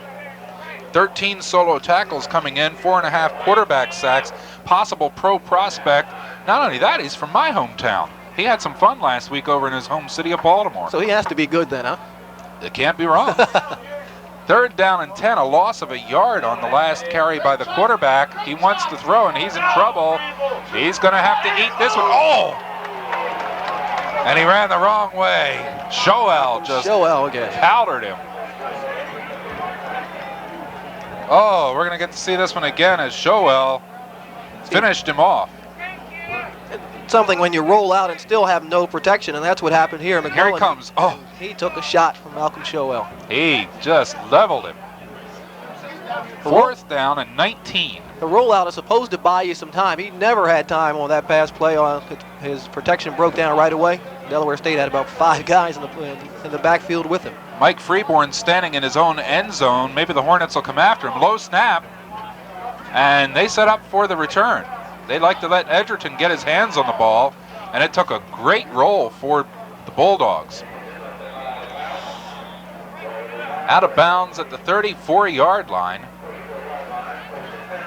That ball stayed low on Edgerton, not giving him an opportunity to return it. If it had taken one of those bounces, he would have picked it up and, of course, run upfield. But once again, Timmy, once he sees the ball stay low, moving away, and Hornets do get possession. He's a smart punt return man. 54-yard kick. How's that for getting your team out of trouble? To the 34 of Delaware State, 1st and 10. Their second possession here of the half. We have still about 10.5 minutes remaining in the third quarter.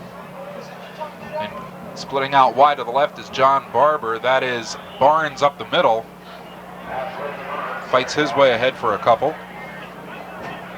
2nd down and 8. Nothing fancy about what we're seeing on this type of an offensive formation. Barber was in motion on that play, as you mentioned. The Hornets have, at times in play action, will fake the handoff to Barnes and look upfield to that back. And in that case, it was Barber who was in motion and turned upfield. That's something they'll look at maybe later on to see how well South Carolina State may be defending that play. 2nd and 8. It's Felton. Had a good first half. Threw sparingly. Completed the ones he needed to. Pitch to Barber. Barber has some running room. Knocked out of bounds just across the midfield stripe. And his teammates kept him from running into the bench. South Carolina State once again committing too soon to the inside, leaving the outside wide open for John Barber. Watch here as he picks up 15 yards very easily. A lot of space to the outside as the blocking contained people. Finally, it's ridden out of bounds by Tony Gregory, number 3, 5'10", 185-pound senior from Greer, South Carolina. Barber's 6 foot 200 pounds from Philadelphia. He's a junior. Here's Felton throwing on 1st down. Has a man open. Edgerton complete at the 25-yard line. And then he got submarined, and he's hurt. May have maybe twisted a knee the way the tackle was made on him, and he's not getting up. See on the replay here, Felton dropping back, rolling to the right. Edgerton wide open. Tripped over the player. He may have hurt an ankle. It's the turnout pattern for Tim Edgerton, his first catch pickup of the day. Yeah, a pickup of 23 yards, but could be costly in terms of an injury to Tim Edgerton. Let's look at it again from a different side. All right, as you'll get to see Felton drop back. Edgerton is very open, and a beautiful throw. And looks like not his leg. It looks more like his shoulder as they come off the field, or his arm, his right arm. Went down hard on it, apparently. The field, soft. Not I was a good on the sign field there. this morning. It's in great shape and very soft. 1st and 10 for the Hornets at the 25-yard line. Here's Barnes trying to get out of the backfield, and he won't. Good defensive effort. William Weaver, the back, came up, 6'1", 200-pound junior from Memphis, to stop Reggie Barnes in the backfield. Just good pursuit by South Carolina State there, controlling the line of scrimmage, getting a lot of men in the backfield. Nowhere to go for Reggie there. Bulldogs just trying to get something going. Defensively, they haven't given up. Offensively, they haven't been able to put anything together, really. Really tough with the type of offense they run to score quickly, and they need some quick plays. They need a break on defense, a turnover or so, but Delaware State's playing good ball control, not making a lot of mistakes offensively. It'll be 2nd and 12. Felton to throw. To the outside, Riddick had it and dropped it. Mike Riddick, who's been working on bad wheels, could not pull that one in. Didn't help him going out on that track either. I can't help his knees any, but Riddick, it was a catchable ball, just didn't pull it in. You wonder if maybe he heard some footsteps and thinking about how he has been hurting, trying to protect himself, catch the ball and run at the same time. Managed to do 2 things, run and protect himself. 3rd and 12, as Riddick comes to the sideline. They continue to work on Tim Edgerton on the sideline, on that right arm. And he is in some pain. Felton on 3rd and 12, draw play. Barber breaks a tackle in the backfield, still on his feet, fighting for yardage, will be short of the 1st down. But a good run by John Barber because he was caught in the backfield. John Barber having an exceptional day, over the 100-yard mark for the first time in his career, and just made something out of nothing here. Should have been tackled in the backfield. I'd feel more comfortable if he tucked that ball away a little more securely. 8 yards on the carry. It'll be 4th and 4. David Parkinson is on to try a field goal for Delaware State. If he hits it, it's a 35-yarder. He missed a 44-yarder in the 1st quarter. This one is up and no good either. So we have a timeout on the field. With 6 minutes left in the third quarter, the score remains Delaware State 21, South Carolina State nothing.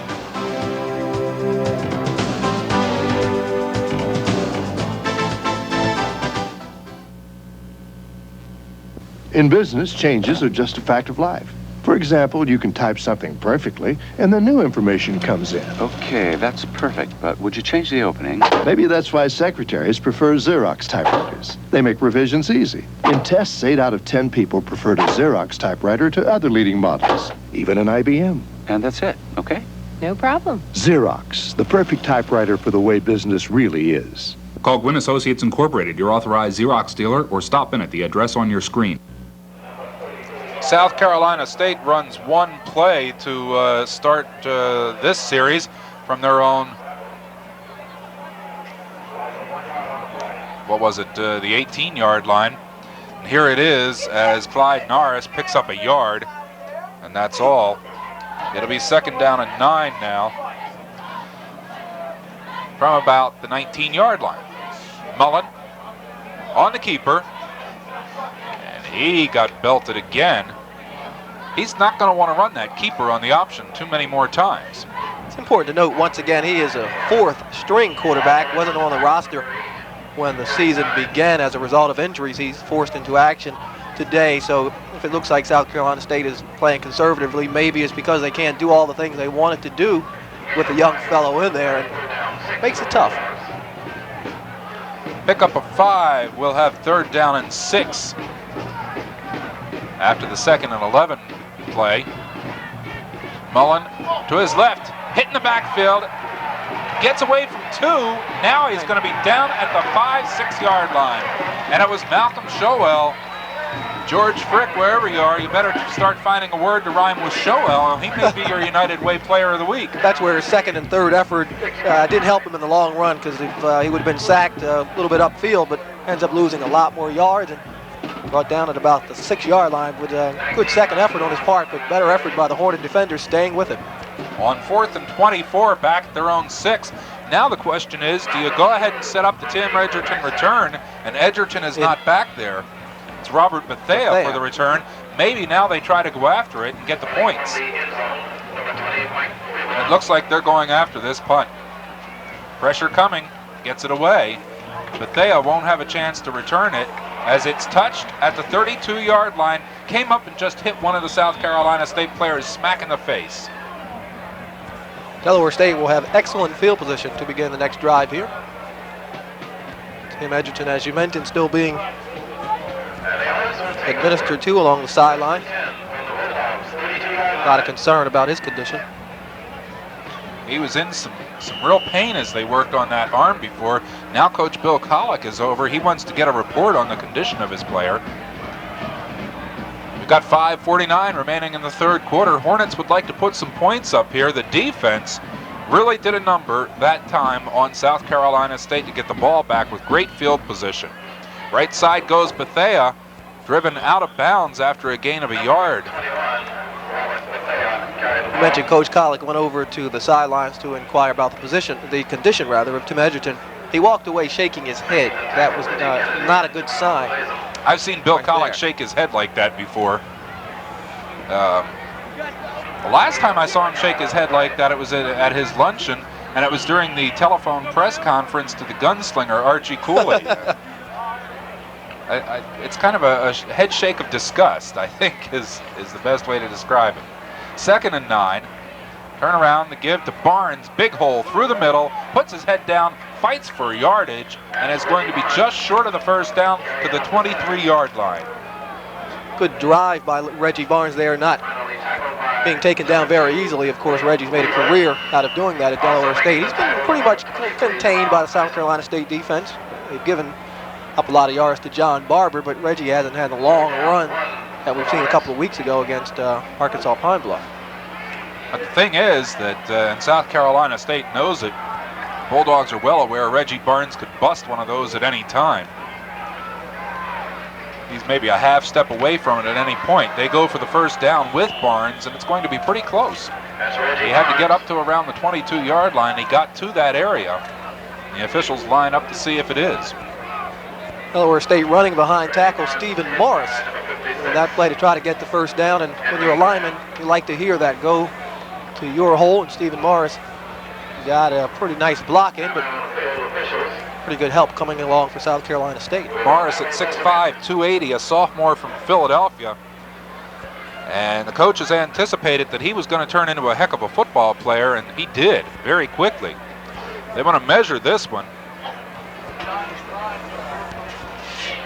Morris starting at left tackle today, and they'll have it.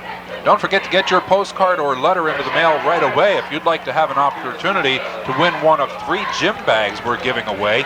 These bags feature the logos of ESPN and the NFL. Now, you can enter as many times as you wish, but only 1 winner per household will be allowed. After this play, we'll give you the address. As the Hornets picked up the first down, it's 1st and 10 at the 22-yard line of South Carolina State. Felton barks signals, jumped up, called time, but after the nose tackle came barging through Ellis Hawkins, the nose guard, 6'1", 250-pound senior from Columbia, South Carolina. And I think Del State may... Dead ball, illegal procedure, offense, first down. All right, so it'll be 1st and 15. There's the bag, there's the address. Store SDSN contest, care of Storer Cable, P.O. Box 193, Dover 19903. That's canvas. It's really nice. It's a large bag. It'll hold a lot. Has the NFL logo, the ESPN logo. We're going to give away 3, and it's a special contest only for viewers of this Delaware State college football game. All entries must be postmarked no later than Friday, November 4th. We'll give you the address one more time during the 4th quarter. 1st and 15 for the Hornets. Felton to throw. Looking down into the end zone. Can't find anybody open. Pulls it down and runs with it. He's down to around the 17-yard line. Felton has been a dangerous runner today. Good decision by Darren, seeing nothing open, looking into the end zone. Nobody there, and Darren turning upfield. A nifty move to avoid 1 tackle here as he gets along that left sideline. Felton picks up on the play about 12 yards. It'll be, I'll call it 11 yards, and it'll make it 2nd down and 4. For the Hornets, knocking at the door, trying to put some more points up. They've got a 21-0 lead right now. They'd like to put it away here in the 3rd quarter. There's Bethea, right side, has the first down, inside the 5-yard line, fighting to get to the end zone, trying to get his foot in. He may have gotten his foot in, but the ball has to cross the plane. Ball didn't cross it. The ball did not go into the end zone. So the officials with a good call. 44, the linebacker for South Carolina State, Reggie Kennedy, read it pretty well, just did not have enough speed to catch up to Robert Bethea as he got along that right sideline. The linebacker did his job, he just not enough speed. Can't catch those quick running backs that Delaware State has. Cheerleaders have had a lot to work out with the last couple of weeks here at Alumni Stadium. 1st and goal from the 1-yard line. Good call by the officials. Bethea may have gotten a foot into the end zone, but not the ball. They go forward, the quarterback keeper. It's a touchdown for the Hornets. Darren Felton's going all year without scoring a touchdown and scored 2 so far this afternoon. 1 on a long run, that on a 1-yard quarterback keeper. Well, maybe that first one got him a little greedy. He likes the field, huh? Well, that keeper, you just have to give you a center an awful lot of credit. Darren just takes the ball and heads upfield. Great blocking, Cordy Greenlay and the entire offensive line there for Delaware State. Parkinson set to kick from the Gavin Milligan hold. It's up. He nailed it. 2:56 remaining in the 3rd quarter. The score is now Delaware State College 28, South Carolina State nothing.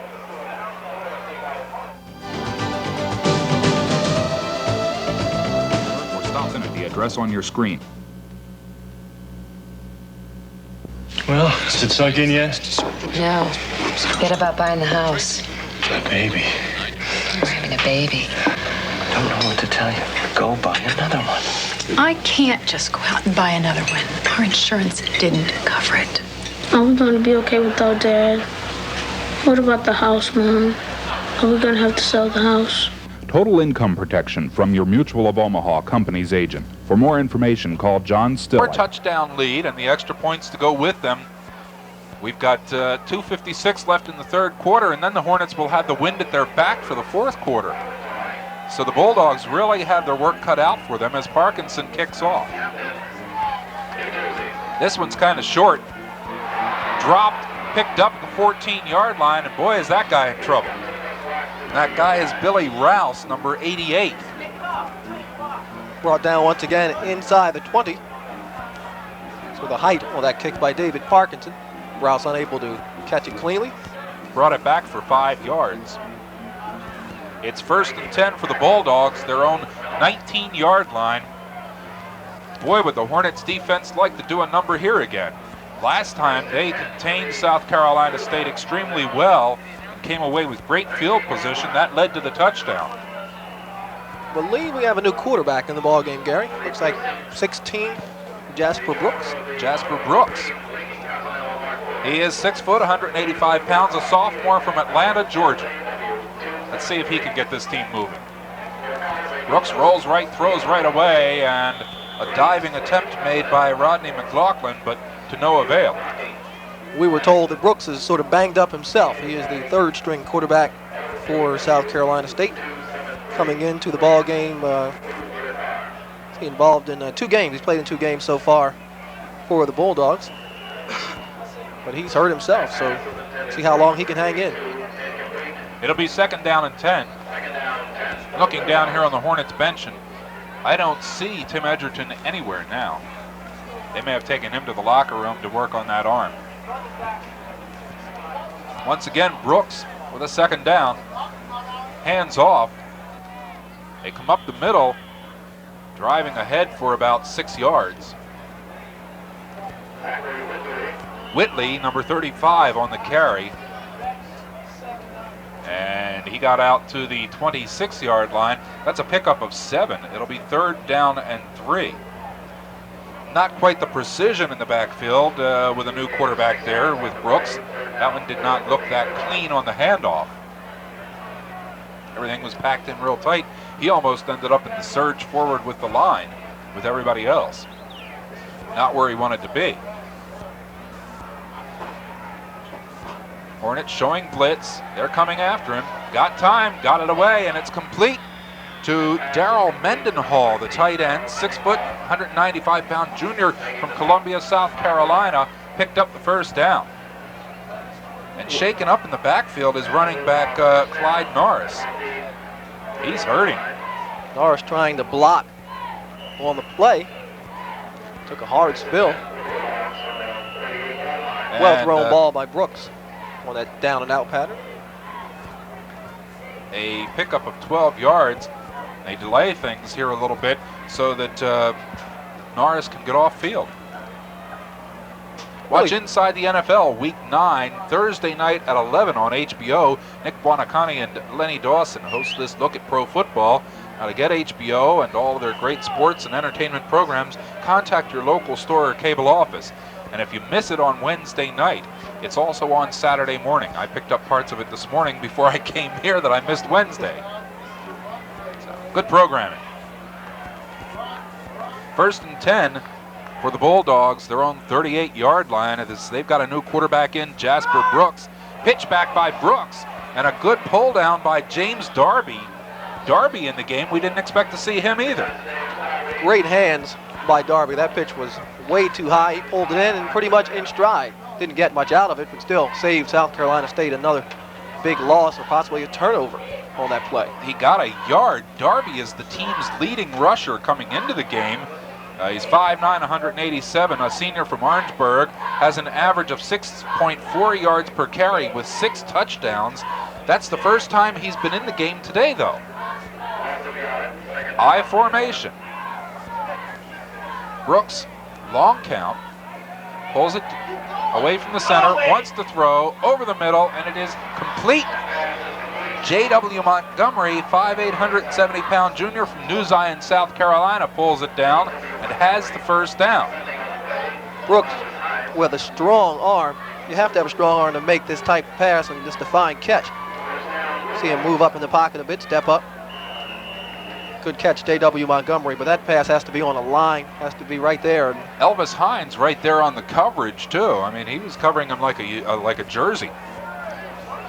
going to run those type of routes, and with the type of coverage Delaware State has had, and Elvis right on him, as you mentioned, you have to put it on the mark, and that's exactly what Brooks did. Now South Carolina State calls a timeout. We have 22 seconds remaining in the third quarter. Remind you, 2 of your favorite television shows can now also be seen on the USA Network, Monday through Friday at 7 p.m. It's Miami Vice, followed at 8 by Murder, She Wrote. 5 nights a week. There's some great shows for you on the USA Network. At 9 o'clock on Tuesday nights, you can watch Primetime Wrestling on USA Network, the Best of the World Wrestling Federation. And election night, you have an option.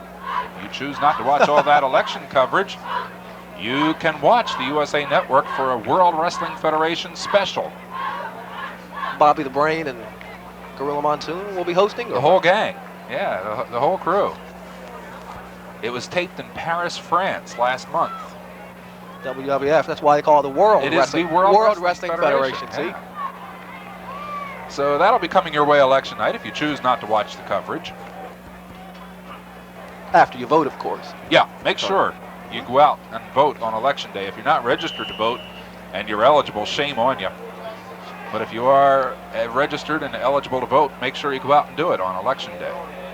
First down at the 48-yard line for South Carolina State. This quarterback, Jasper Brooks, trying to get things moving. His team's down by 28 points. He hands off to Ronald Geohagen. We'll get that name out. Geohagen. Big O we talked to the about. outside. Big guy we talked about the first half. He goes, 6 feet, is it? 5'10", 248. Mark Ware, safety for Delaware State, tackling him the only way you want to. Just throw your shoulder at him. Hope he trips over you, because Mark is not going to stay up. It grows them big down in Savannah, Georgia. Oh, yeah. Huh? 16 yards on the carry to the Del State 36-yard line into the Hornets territory. And the end of the third quarter. That's the end of the third quarter with the score, Delaware State College 28, South Carolina State nothing. Stay with us for the final period of action coming up in a moment. Your business trip is too important to leave to chance. Gulliver's Travel can eliminate the risk. Computerized ticketing to get you the seat you want when you want it at the best price. Personal travel profiles to speed up planning, and a drive-through pickup window adding more convenience. As an Ask Mr. Foster travel agency, Gulliver's Travel can offer even more service and savings. Every time you make airplane or train reservations, tell us you support Delaware State College, and we'll make a contribution in your name to the Luna Imashu Scholarship Fund. That's a lady you normally see at a Delaware State College game. Fourth quarter action just ready to begin here. And in this fourth quarter, we'll once again give you that address so you can enter the contest to win one of those ESPN NFL gym bags. Remind you, our Kent County viewers, tomorrow night on ESPN at 8 o'clock, exclusively on ESPN, you'll be able to watch the Washington Redskins and Houston Oilers live from the Astrodome. That's at 8 o'clock on October 30th. November 7th, all of you people with ESPN will be able to watch the Los Angeles Raiders and San Diego Chargers on Sunday, November 7th at 8 p.m. on ESPN. Here we go, 1st and 10, Hornets 36-yard line, South Carolina State heading into the wind in this fourth quarter. Gave to Geo Hagan, and they're going to get on the board. The Bulldogs. Big fella can run. He sure can. He's got some speed. The Bulldogs break the ice, and they're on the board for the first time, right through the middle, or right off of right tackle. Off right tackle. Yeah. The right side of the Delaware State defensive line beaten, or the left side of the defensive line rather, beaten on that particular play.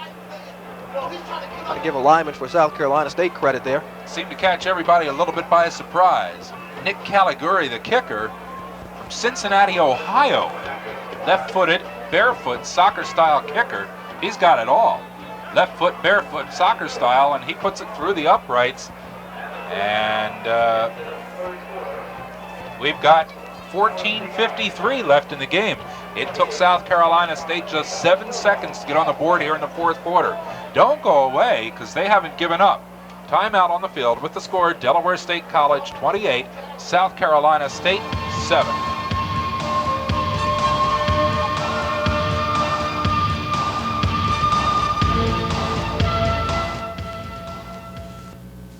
For a Sussex Trust banker, banker's hours last a little longer because we believe your concerns about your future, like retirement, investments, estate planning, or your children's education, deserve our extra attention. After all, a banker only has to go home to see how important financial planning can be.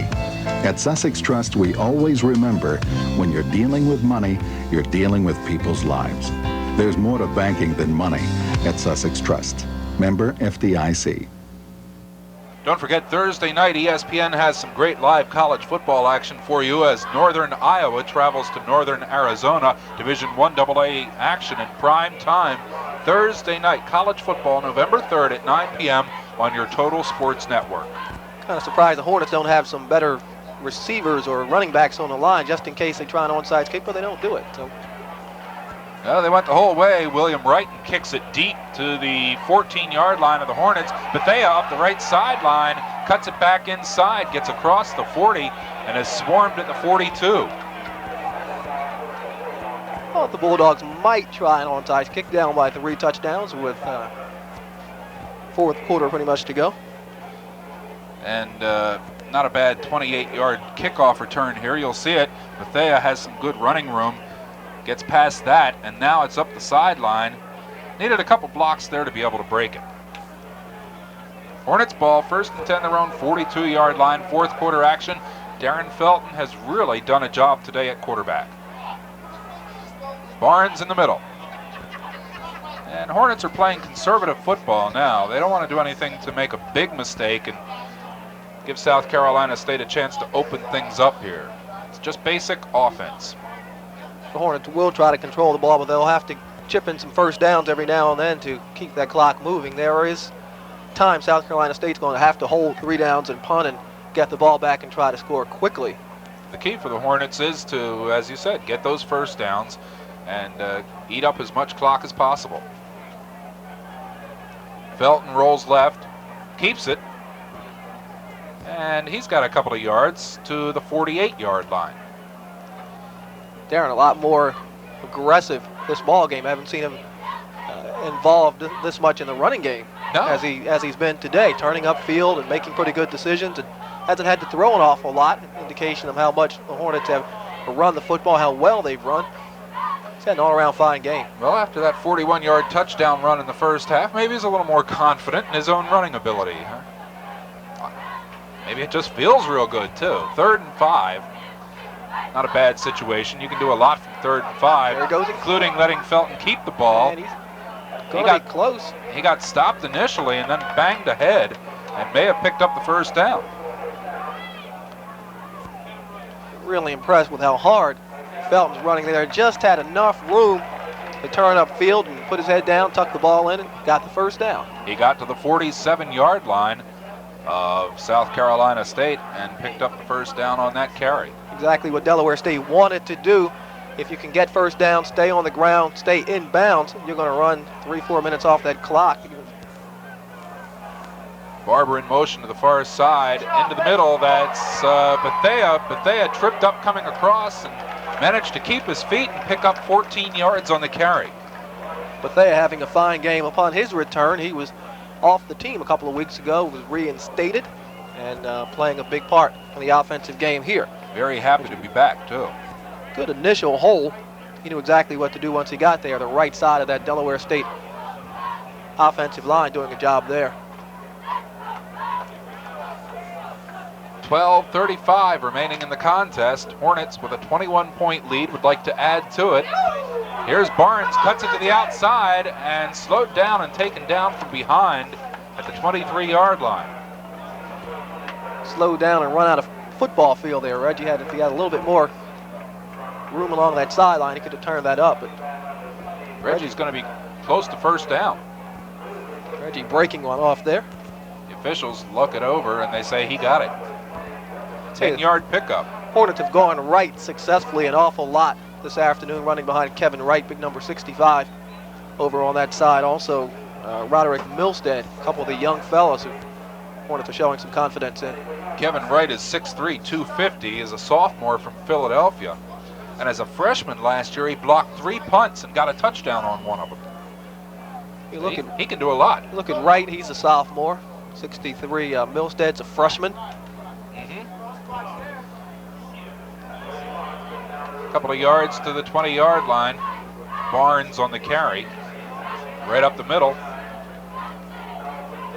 The all-MEAC defensive lineman for South Carolina State, David Ammons. We mentioned his name early in the ball game. He had a couple of nice plays, but he really has not been much of a factor on the South Carolina State defensive line. He's really been neutralized by Delaware State. They've done a good job of controlling him and running away from him at other times, but you got to give Wright and Milstead, he's over on that side now. They've been doing a great job on Ammons. We have 2nd down and 7. Single man in the backfield with a flanker on the right side. Barnes is the single man. He runs left, and trying to block out there for him was number 55, Andrew Lagulo. And Lagulo may have been called for holding there as a penalty marker went down. I think that will be the call. He stood up as defensive player. Kind of wrapped him up. The guy made a good play to get the tackle. He was held and still made the tackle. Yeah, that's holding against the Hornets. We have had a relatively penalty-free game here today. Not many of them have been called. A couple of times when the officials just kind of told two guys to knock it off that were going after each other instead of throwing the unsportsmanlike conduct penalty that would have gone against both teams. And hold it. Offense. 2nd down.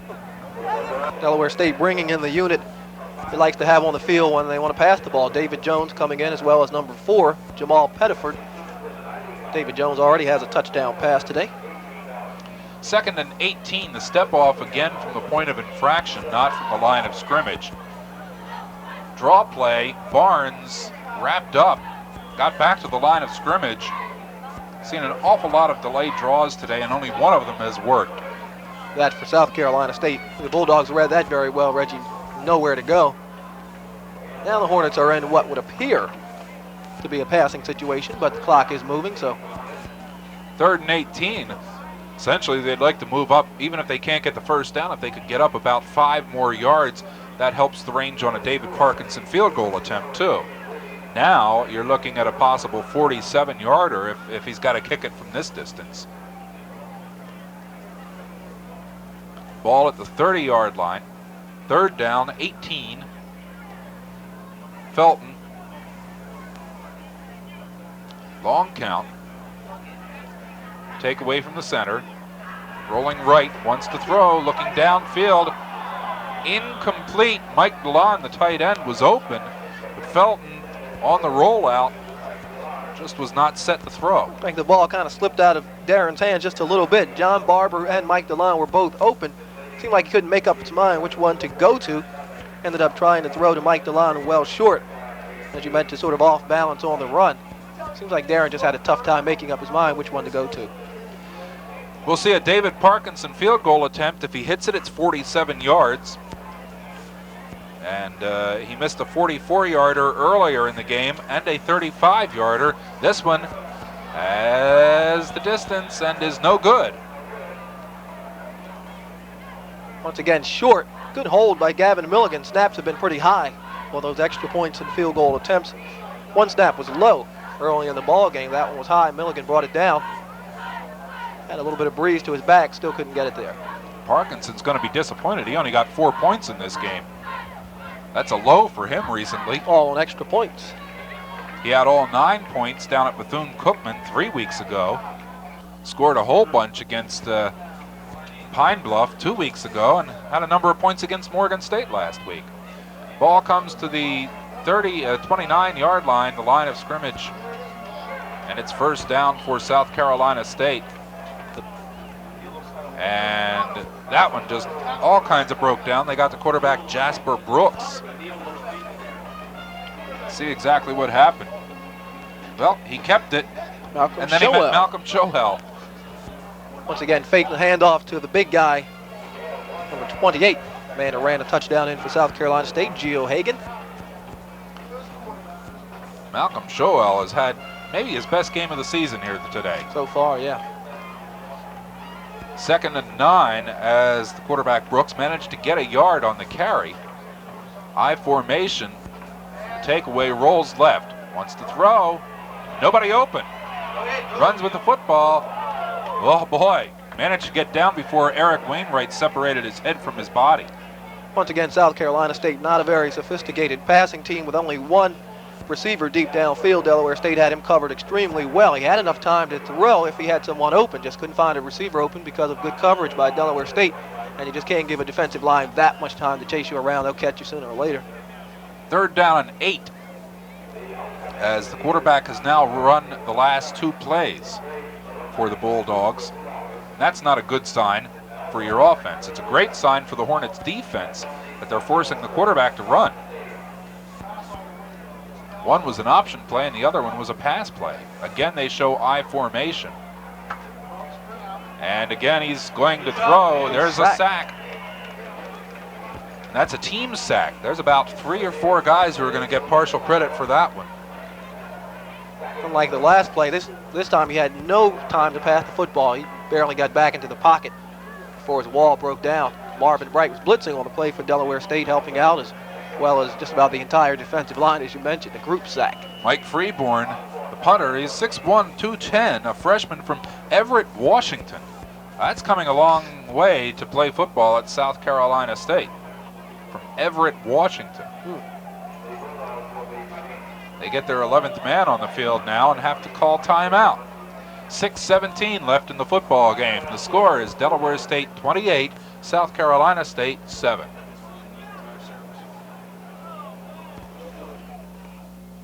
FD. Neaton's Goodyear Tire Service, Route 13 and Court Street in Dover, offers the very best in car care. Neaton's is a Goodyear certified auto service center. From the state-of-the-art Sun Interrogator computer that tells the mechanic where the problems lie, to computerized wheel alignments, Neaton's can even handle the tough out-of-the-ordinary jobs. Trust your car to Neaton's. Save on Arriva during Goodyear's 90th anniversary sale at Neaton's.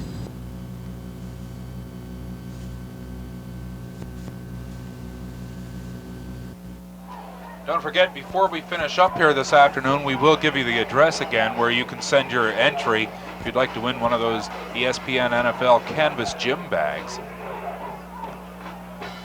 Maybe the low point of the afternoon for the Hornets and Bill Collick is the loss of Tim Edgerton. We hope it's not an injury that will keep him out too long. He has missed most of the second half here this afternoon after catching a pass. There's the snap.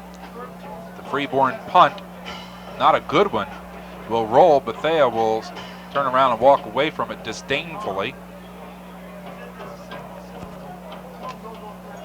A 33-yard kick, and it's simply downed. And we want to thank you for watching this Delaware State College football game this afternoon. One of the ways we'll say thanks is with a contest. For the final time, here's the information. Send your name, address, and telephone number on a postcard or in a letter to SDSN Contest, care of Storer Cable, Post Office Box 193, Dover, 19903. Back to action here. Hornets. Barnes up the middle has about 11 yards on a quick opener. Real nifty run by Reggie Barnes there. It didn't look like he had a big hole to begin with, and Reggie showing fantastic footwork and vision there. Here's the address. SDSN Contest, Storer Cable, Post Office Box 193, Dover, Delaware, 19903. Enter as many times as you want, only one winner per household. 3 lucky winners will each receive one of those fantastic gym bags featuring the logos of ESPN and the NFL. All entries must be postmarked no later than Friday, November the 4th. Thanks for watching this special telecast today. Again, the Hornets going up the middle, eating up a lot of clock doing that. Picking up 5 yards on the carry. And with the football that time is number 6 for Delaware State, Michael Murray. The sophomore has 8 carries this year, 6.4 yard per carry average. Well, Murray's first carry of the day. Starting to see some new faces in there for Delaware State. Number 4, Jamal Pettiford. Split out the wide receiver to the left. Second and a long 4, just over 7 minutes left in the contest. Barber wide to the, in motion to the far side. Bethea on the carry. It's going to be pretty close to first down territory. That'll help keep the drive alive, eat up some more clock. Hornets really doing a good job of just controlling the line of scrimmage. Each man digging in and trying to get the best of his defensive opponent. Once again, on a counter. A lot of crisscrossing there. Different people assigned to different men on their blocking assignments. They want to bring the sticks in and measure it again. Hornet offensive line doing a great job. As we mentioned, the team had over 180 yards rushing in the first half. I'm assuming they're getting close to the 300-yard mark. Mind you, we're kind of excited about 2 weeks from today when Western Illinois will come in here. Right now, they're ranked 3rd in the nation in Division I AA, probably the highest-ranked team that Delaware State College has ever played. They'll be here at Alumni Stadium, and we will be here. Our Kent County viewers will see it live. Our Sussex County viewers will get to see it on a tape-delayed basis on November 15th. That's 2 weeks from today, November 12th. Western Illinois here on this station. Channel 4 in Dover, 3, 9, and 11 in Sussex County. 3rd and 1, just short of the first down. Quarterback Felton, whoa, pretending he's Greg Louganis. I guess. Scaring the coaching staff to death, too. Yeah, don't you don't turn your head and get that neck exposed like that. He got the first down. He's really been in control. A little reckless there on that particular play, but Darren has had a fine ball game. Probably his best all-around game. You want to keep the forehead up. Oh, yeah. You don't want to bend down and expose that neck when you do that. First down to the 40-yard line. Felton telling Michael Murray, you're going to the wrong spot, and it's going to cause me to call a timeout. 6:13 left in the game. Timeout on the field. The score is still Delaware State 28, South Carolina State 7.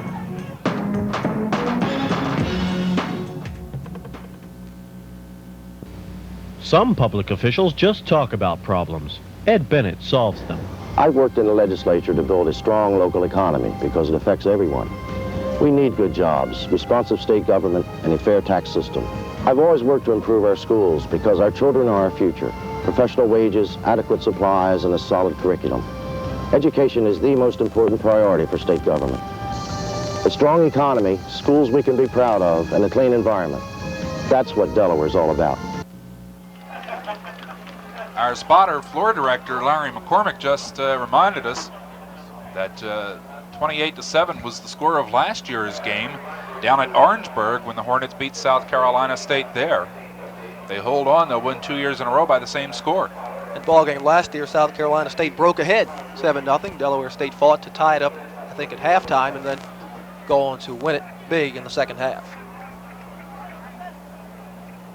It's 1st and 10 at the 40-yard line. Bethea, with good blocking, has 6-7 yards on that carry as they just opened it up outside of left tackle. Nothing fancy there. On the Southern Delaware Sports Network, our Kent County viewers, next game they'll see is Monday night at 7 p.m. on Channel 4. We'll be bringing you the action of the Caesar Rodney Cape Henlopen game that was played last night in Camden. Their homecoming game. It was a beaut. And for Monday, November 7th, we'll have Cape Henlopen at Smyrna for our Kent and Sussex County viewers. Felton on 2nd and 3. Up the middle goes Barber, and Barber has a first down with a 5-yard pickup. Very methodical drive for Delaware State, just picking up 4 or 5 yards a crack, moving the chains down, first down. Using up clock, eating up that time. And that's basically what Bill Collick wants to do right now. Use up the time and don't get anybody hurt. This is the type of Delaware State College football that Hornet fans have become used to seeing over the last 4 or 5 years. Very few passes, I should say, and a lot of good hard running by a number of different players. Murphy, Michael Murray rather, I said Murphy, his name is Murray. Michael Murphy, singer, isn't he? Yeah. Inside the 25-yard line, they put the ball down at the 24. That's a 3-yard pickup to make it 2nd down and 7. Even Bill Collick has got to be surprised with the dominance of his line, offensively and defensively today. I think he expected more from South Carolina State. He was really concerned about that, his offensive line against the defensive line for the Bulldogs. That matchup but he's fared pretty well. 2nd and 3, Felton. Little swing pass out to the side. It is complete. Wendell Watson. Watson inside the 10 to the 9-yard line. Watson, the young fellow out of Felton, Delaware, coming out of the backfield, taking that swing pass from Felton. And a 10-yard pickup. It'll be 1st and goal from the 9. Watson came from the halfback position to get it. A lot of running room after he caught the football. Freshman from Felton, you know he played at Lake Forest, 5'11", 190 pounds is Wendell Watson. Tough for a linebacker to stay with Watson. Watson has good speed. He's 5'11", 190. Has a fumble recovery this year, too. That may have been the best pass reception he's had in this season. It is 1st and goal at the 9. Barber to the outside. Look at the blocking. It's there. But coming in and breaking it down from behind, Carlton Jinks, number 99, a linebacker, 6'3", 220-pound sophomore from Atlanta. Broke through and stopped that one from being a 6-point play. Good pursuit. From when it started, it appeared Barber had enough running room and enough blocking to get into the end zone, but good pursuit by South Carolina State, not giving up there to keep Barber from getting in. Carlton Jinks started out on the right side, came all the way back around, and got Barber from behind. 2nd and goal now at the 6. Less than 4 minutes, I believe. We'll check that clock in a moment. Felton throwing into the end zone. Intercepted. Picked off by Robert Berkins, the 5'11", 170-pound sophomore from York, South Carolina. That's just a good individual play by Berkins, one-on-one with the intended receiver on that play. That was Jamal Pettiford. Felton's pass was down low, and Berkins went down to get it. We'll bring it out to the 20-yard line. Here it is again as the coverage was there. Good coverage by Berkins, diving in front of the intended receiver as the official falls. As you can see, there was a bit of a breakdown there. Apparently, Pettiford either got to the sideline sooner than he was supposed to, or Felton didn't throw it soon enough. Berkins had a much better angle. Well, it's 1st and 10 for the Bulldogs. Jasper Brooks would like to see if he could get his team some more points. He's got to go to the air to do it. Little swing pass, complete out to the side. Gio Hagan, boy, once he gets his hands on the football, you're in trouble. 17-yard pickup. Notice how everybody dives to tackle him. No one stays straight up and tries to put a shoulder into him. You try to dive and throw your body at him. He's a big guy. 5'10", 248. You need a lineman, and they're not out there covering him. Despite the interception by Felton, Delaware State, a nice, long, time-consuming drive. South Carolina State getting the ball back with a little more than 3 minutes to go. Delaware State accomplished a great deal, even though they didn't get on the scoreboard. Only the 2nd turnover of the game for the Hornets, too.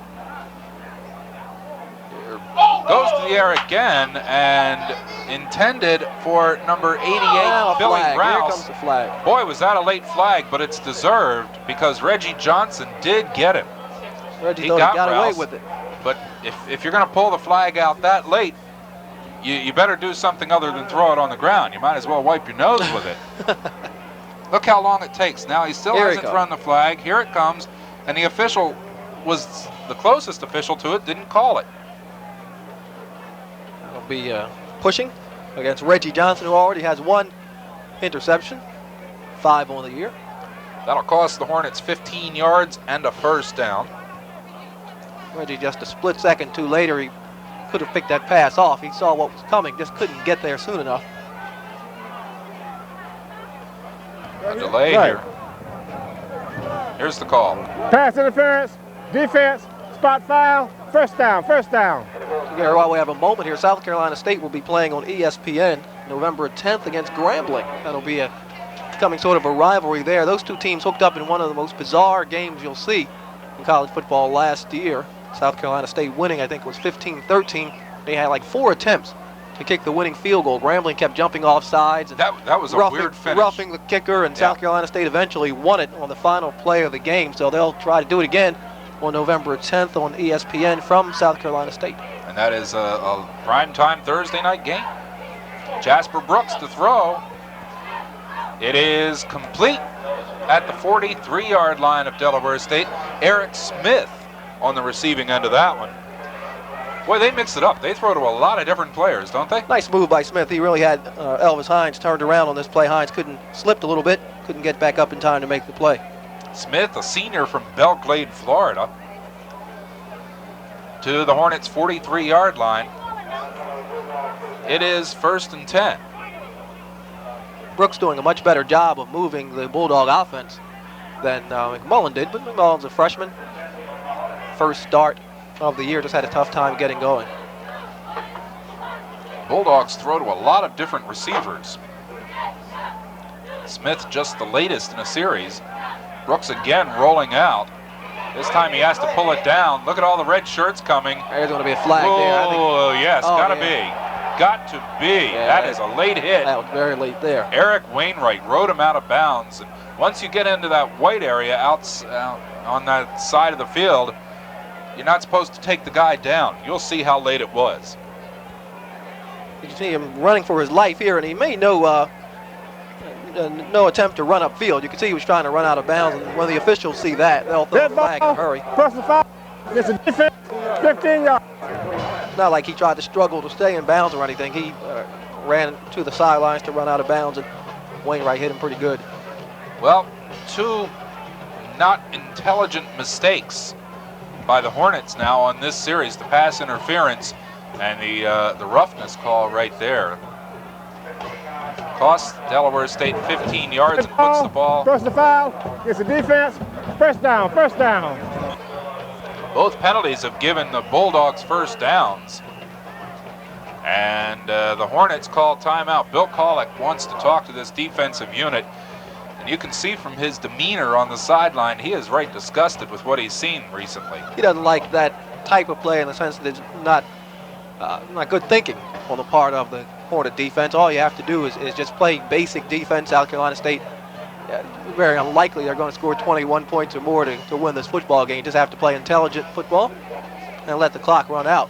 No sense to letting them hang around. What you're seeing there on the sideline, I'll tell you exactly how much Bill Kolek likes those two penalties, because normally on a timeout, the team stands out in the middle of the field. They send water boys out there or water girls. The captain comes to the sidelines. They mill around. This time Bill Kolek said, "You all get over here. I want to talk to you a bit." And he told him exactly what he thought about the situation, telling him basically, settle down. Don't make stupid mistakes. We've got this game won, but let's not give up any more points. And if you keep making those kind of penalties, you're just moving the team down the field and you're going to give up more points. Yeah, those type of things in the long run won't hurt in this particular ball game, but later on down the road, you want to put a thought in your player's head that you have to play intelligent from start to finish, regardless of what the score is. You're going to be involved in closer games coming up, and you can't afford those type of mistakes. Got to play smart for 60 minutes. And we have 2:57 left in this game. I formation again for the Bulldogs. They trail by 21.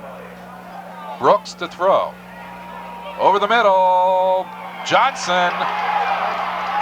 Reggie got that one very quickly. He's up the right sideline and goes out of bounds at around his own 38-yard line. Intercepted at the 4.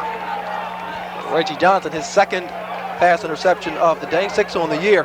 Long pass downfield, and only lobbed it a bit. Well, that pass was not even close to the wide receiver. It was thrown behind him, giving Reggie Johnson an excellent opportunity to pick it off. He just sort of lobbed that pass. You have to put it a little bit more on a line.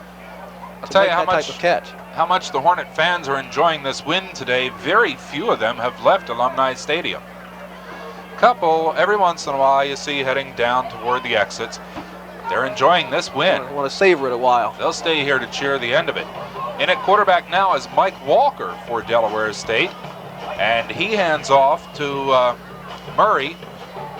So again, Bill Kolek gets to let the home fans see some different names and numbers out there. And I know he likes that. That means you're up by quite a few, as they are here. 21 points. The last two ball games here at home, Delaware State has been ahead by big margins in the fourth quarter, enabling the coach to put in some different personnel. 2:15 left in the game. All they've got to do is run out the clock, but they get to use some different people for reasons other than injury. On this call, it's Wendell Watson. Watson up to the 45-yard line, a pickup of 2. It'll be 2nd down and 3 for the Hornets. Big win for Delaware State in conference play. There's some of the folks enjoying homecoming today. Bringing the Hornets up to 3-1 in the NBAC. And for the first time this year, over the 500 mark, the overall record, 4-3. One of the largest crowds we've seen at Alumni Stadium in a long time, Dennis. A lot of the alumni coming back, enjoying this homecoming day. Maybe the largest crowd since last year's homecoming. Maybe so. Third and about 3 to go as Mike Walker's in now at quarterback. He hands off to number 27, Donald Turner, 6'2", 275-pound junior from Trenton, New Jersey. Mostly has played on special teams. Has a couple of tackles this year. I know he hasn't played any defense. He got a first down. Clock running down, about 1:10 to go. So the Hornets have something to cheer about for homecoming. They'll be celebrating tonight at the dance. Next week, they hit the road. Yeah, big one next week on the road. North Carolina A&T. That's going to be a rugged MEAC battle. Demetrius Mims, the smallest player on the team, 5'5", 160-pound sophomore from Philadelphia, picks up 9. Demetrius ready to roll, too. Yeah, he's got some speed. He can go under tacklers. I mean, you put your arm out there, he'll just run under it. Most of those linemen are much taller. Pickup of 9. It'll be 2nd and 1. So he can just run underneath of the tackles. That's an unfair advantage. I don't think that should ever be allowed. Being that small, playing football, huh? That's right. I'm sure he'd love to have a couple of extra inches. And told me I couldn't play because I was too small. No kidding. Dead ball, false start, offense, second down. Oh. Whoa, yeah. Just cleared out my sinuses. 2nd and 6. With camera people up there. Good job once again by a lot of cameras, aren't there? Huh? Well, you guys, Store Cable, know what you're doing. Ours is the one on the right there. Above the Delaware State helmet. No, okay, just to the right of the helmet. You did say right, didn't you? Yeah, Tracy Harrell on this call, number 43. He's got a first down as time runs out. Don't blow the whistle anymore, okay? Or turn that microphone off. That's the end of the game. Our final score here from Delaware State College is the Hornets 28, South Carolina State nothing. 7 rather. We'll have a wrap up after this message.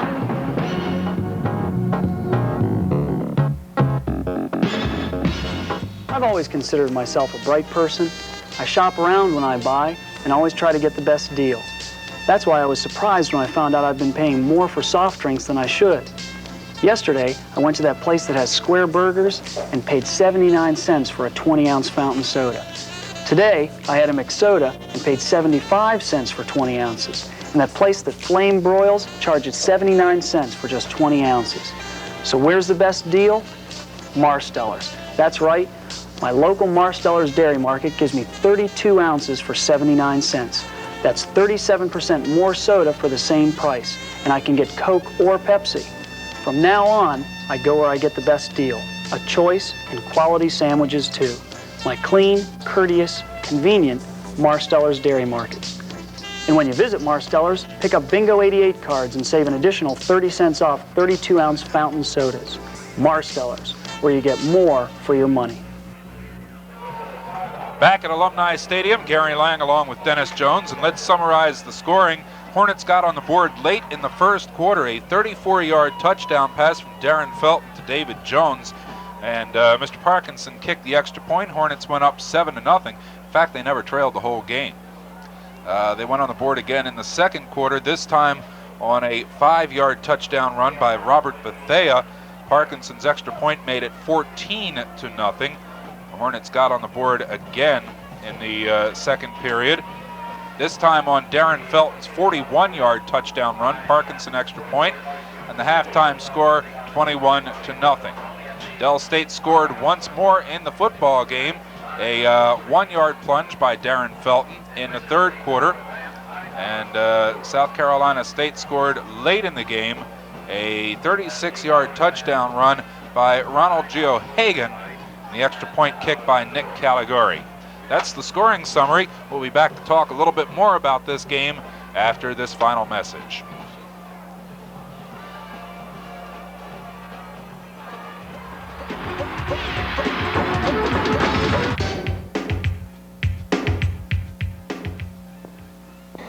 Decision Guide. Which do I buy, Mercury Tracer or Nissan Sentra? Which features are standard equipment on Nissan Sentra or Mercury Tracer? The obvious choice, Mercury Tracer, only $89.99 for a limited time. That's right, the 1988 Mercury Tracer with more standard features than the Nissan Sentra and priced right now for only $89.99. Only at Schaefer Lincoln Mercury in Dover. When you're ready for the best car you've ever owned. Schaefer Lincoln Mercury. At Alumni Stadium, the two teams finally leave the field, and it looked like there may have been some words between the two squads for a moment there, Dennis. Hard to tell what was going on. Everyone sort of congregating at midfield and look out on the parking lot. That's the parking lot that's got to clear out of here in a not too short time. So those of you who want to drive in the Route 13 area for a while, be advised the traffic will be heavy around Delaware State College as folks will be clearing out of here. A lot of them staying around on campus. Tailgate parties will be going on, and of course all the homecoming activities later on tonight. So the Hornets have a good homecoming this year with a 28-7 win. Another big conference win for Delaware State, as we mentioned. They improved to 3-1 in a game Delaware State just did what it had to do from start to finish, just control line of scrimmage, and defensively the defense held up pretty well, and all in all, fine afternoon for the Delaware State College football team. Mind you, final time, if you want to try to win one of those nice canvas gym bags with the ESPN NFL logos, send a postcard or letter to SDSN Contest, care of Storer Cable. There's the address, Post Office Box 193, Dover 19903. We'll draw 3 names. Those folks will win those canvas gym bags. Enter as many times as you wish, 1 winner per household, and all entries must be postmarked by November 4th. Okay? All right. Kent County viewers will be seeing on Monday night at 7 the Caesar Rodney Cape Henlopen game. For all the viewers on the Southern Delaware Sports Network, after that, the next contest you'll see, November 7th, Henlopen Conference action, Cape Henlopen at Smyrna. And we'll be back here in 2 weeks on November 12th. Kent County viewers will see it live as the Hornets host Western Illinois, number 3 ranked in the country at this point. That game to be seen via tape delay in Sussex County on Tuesday, November the 15th. And we won't get a chance to remind you again, Dennis. A good reminder before, don't forget to go out and vote on November 8th. Tuesday, November 8th. Get out and take advantage of it. All right, once again, the final score, Delaware State 28, South Carolina State 7. Good job to everybody in our crew. Their names are coming up here in just a moment. I want to thank you for joining us, producer Michael Shahura. Ron Dagley directed it. And on cameras, Charlie Robinson, Bob Curley, Gary Conaway, Tony Brunswick. Good job, guys. Great pictures. Andy Williams on the audio. Joe Klein, master controlling. Thanks to Jim Spencer, the hookups that let this be a live game. Feed it right into the system. Larry McCormick, Larry Bayless.